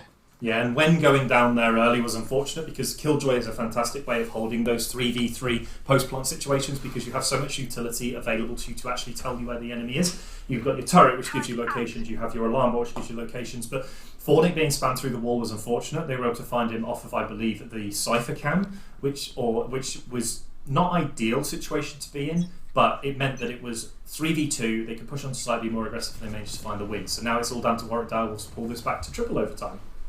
We've seen them do it before, but the question obviously remains, can they do it again? Maximus gathering some early intel, realizes that there is indeed a player over by the garden, but Curry Monster opting to actually hide over inside of Hell as opposed to Heaven will be shut down. He could have been the difference maker, but it's F22 to make that difference instead. Phonic holding down Mouse One won't be rewarded for his efforts as F22 finds the third onto the Inventor. The spike will go down, and the Blue Jays are looking to close this one off off. Levy has got something to say about it, but Newman with the trade onto Wen is going to force the Direwolves into a 1v3 situation with Levy trying to spray down Maximus, manages to claim him, but it's all for naught as the Blue Jays are able to close it out, find their 15th round after triple overtime, and that's that. Ascent has finally been concluded. And honourable redemption there on the side of Blue Jays and Rootkit to take down the Warwick Direwolves in round 3 of our first day of coverage of this varsity split from the Null. And an incredible comeback. They were so far down. You felt that Warwick was just walking away with this. And actually, I think if you're on the side of Warwick, you'll be feeling pretty bad about that one. That should have been a pretty free win for you, in all honesty. You were 7-1 at one point. You were really pushing away with the game. 8-4 again. And it just fell apart, just couldn't close out rounds. They were getting punished on the defense, they were playing too aggressive, and they were just losing too many players early on. So fantastic win on the side of Rootkit, justified win, but again, 15-13 shows you how good these two teams are, that it goes to double overtime to close out any sort of game between them. It has been an outstanding opening play day over here at the Newell, and I'm practically at a loss for words. I'm still trying to process exactly what we just saw in those last couple of rounds during overtime, and obviously my Zoom can't keep up for the time being. I'm still caught in the action. It was absolutely outstanding. But still, it's the Blue Jays and Rootkit to rise atop, and unfortunately for the Dire Wolves, they weren't able to actually seek and claim the revenge that they were definitely out at for. Yeah, and it was just one of those ones where they just couldn't quite close out those few rounds that they needed to. It just felt like their A site was just, I don't know, it wasn't synced up with the team. They were playing incredibly aggressive with no information. Whereas when F22 went in, he had the backup of a breach flashpoint. Yeah. So it wasn't as risky, if that makes sense. And it just felt like Curry Monster and I can't remember, Levy just never quite synced up with the rest of the team to actually fully defend it. Just when sometimes they were 3-5 down already within the first couple of minutes of the game. Yeah. With the first 10-20 seconds of the game, and it just made it very hard to come back from. Yeah, really. I mean, don't get me wrong, there was a certain period somewhere in the early days of the second half towards the center portion of that second half, Warwick Direwolves, they actually managed to get themselves into a certain rhythm where they were able to predict the eventual entries and actual executions of Blue Jays and Rootkit, but that started to fall off as we approached the overtime portion of the series, and then we saw playmakers, as you stated, Curry Monster. He was trying to catch the attackers off guard, but unfortunately, more often than not, he was actually the first to go down. If not, he was able to take one person down to the grave along with him, and ultimately didn't do as great a job as he would have wanted to, accomplish as much work for the team. Yeah, and I think it was important because Blue Jays and Rootkit, I just decided to pull up the standings while talking about. I haven't had a good day so far. They were actually 0-2. They'd lost both their first two matches. So actually to take down Warwick Direwolves, who had won their first two games, it's really important that they managed to get their feet back underneath them, get themselves a win on the board going into next week. But again, this is a very scary competition. If you look at the teams at the top, you have already teams on 3 wins. You have Mighty Stags, Immoral 3, Cecil's Finest, who we saw earlier today, are also 3-0. You need to start picking up wins wherever you can. If you're on the side of Warwick, not an ideal loss. You were in a position to win that one, and unfortunately the defense just let them down and fell apart when they managed to work around where the Killjoy was, and it very rarely attacked into the Killjoy. And when they did, Curry Monster unfortunately played too aggressive, got taken out, and then went in a 1v5 at that point. It's a little bit too difficult to pick up at that point. It was an action-packed opening day here at the Newell for the Varsity Valorant series, but there's still plenty of action to come in the following weeks. We are just about ready to close off the broadcast for tonight, so before we actually do head off, John, quick question. Do you have any closing thoughts before we sign off? I think the 3 games today show exactly how close all these teams are. We saw 2 13-9s and a 15-13. That just shows you that there's no free wins in this tournament, and I think that's one of the big things I wanted to see. I wanted to take away. Yes, of course, there are teams that are 0-3. Unfortunately, the Portsmouth Paladins, Arctic Foxes haven't been able to pick up a win yet. But if you looked at the Portsmouth Paladins earlier, they actually played pretty 9 against Cecil's Finest. Is actually a pretty reasonable result. Cecil's Finest obviously 3-0. So I think the big takeaway from me is, 1, there's no free wins. 2, a lot of the teams have a lot of things they need to work on to iron out and close out, because I think Warwick Direwolves could have played some of these rounds better. But the big thing I do want to point out is I must tip my cap to the new players on all their teams. Not one new player let any of their teams down.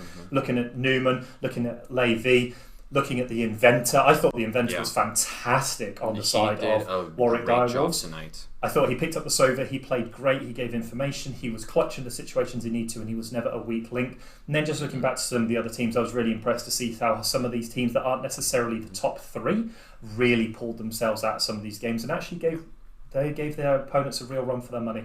Really, really happy with how the first week went. I just want to see how the teams develop and hopefully iron out some of those potential weaknesses that we saw today and try and close up some of those so we have a little bit more of a look at what the teams are going to be in that top 8. Yeah, definitely. So roster swaps have occurred. We've already uncovered a couple of chinks in the armor for some of these squads, but it is the start of the season. There's still a long journey ahead of us for these teams to continue to build upon their strengths, try to flush out their weaknesses as effectively as possible and rise to the top. But for the time being, that will bring us to the end of the broadcast, to the end of the live stream for our opening week here at the Newell. We've got more matches starting next week on Sunday, the usual starting times of 6:30 GMT, if I'm not mistaken, because I'm here in the Netherlands and there is that 1 hour difference. It's 6:30 GMT. 7:15 Greenwich Mean Time. It goes live on the stream. 7:30 is the first match. Yeah, that's our call time. So, yeah, exactly what John said.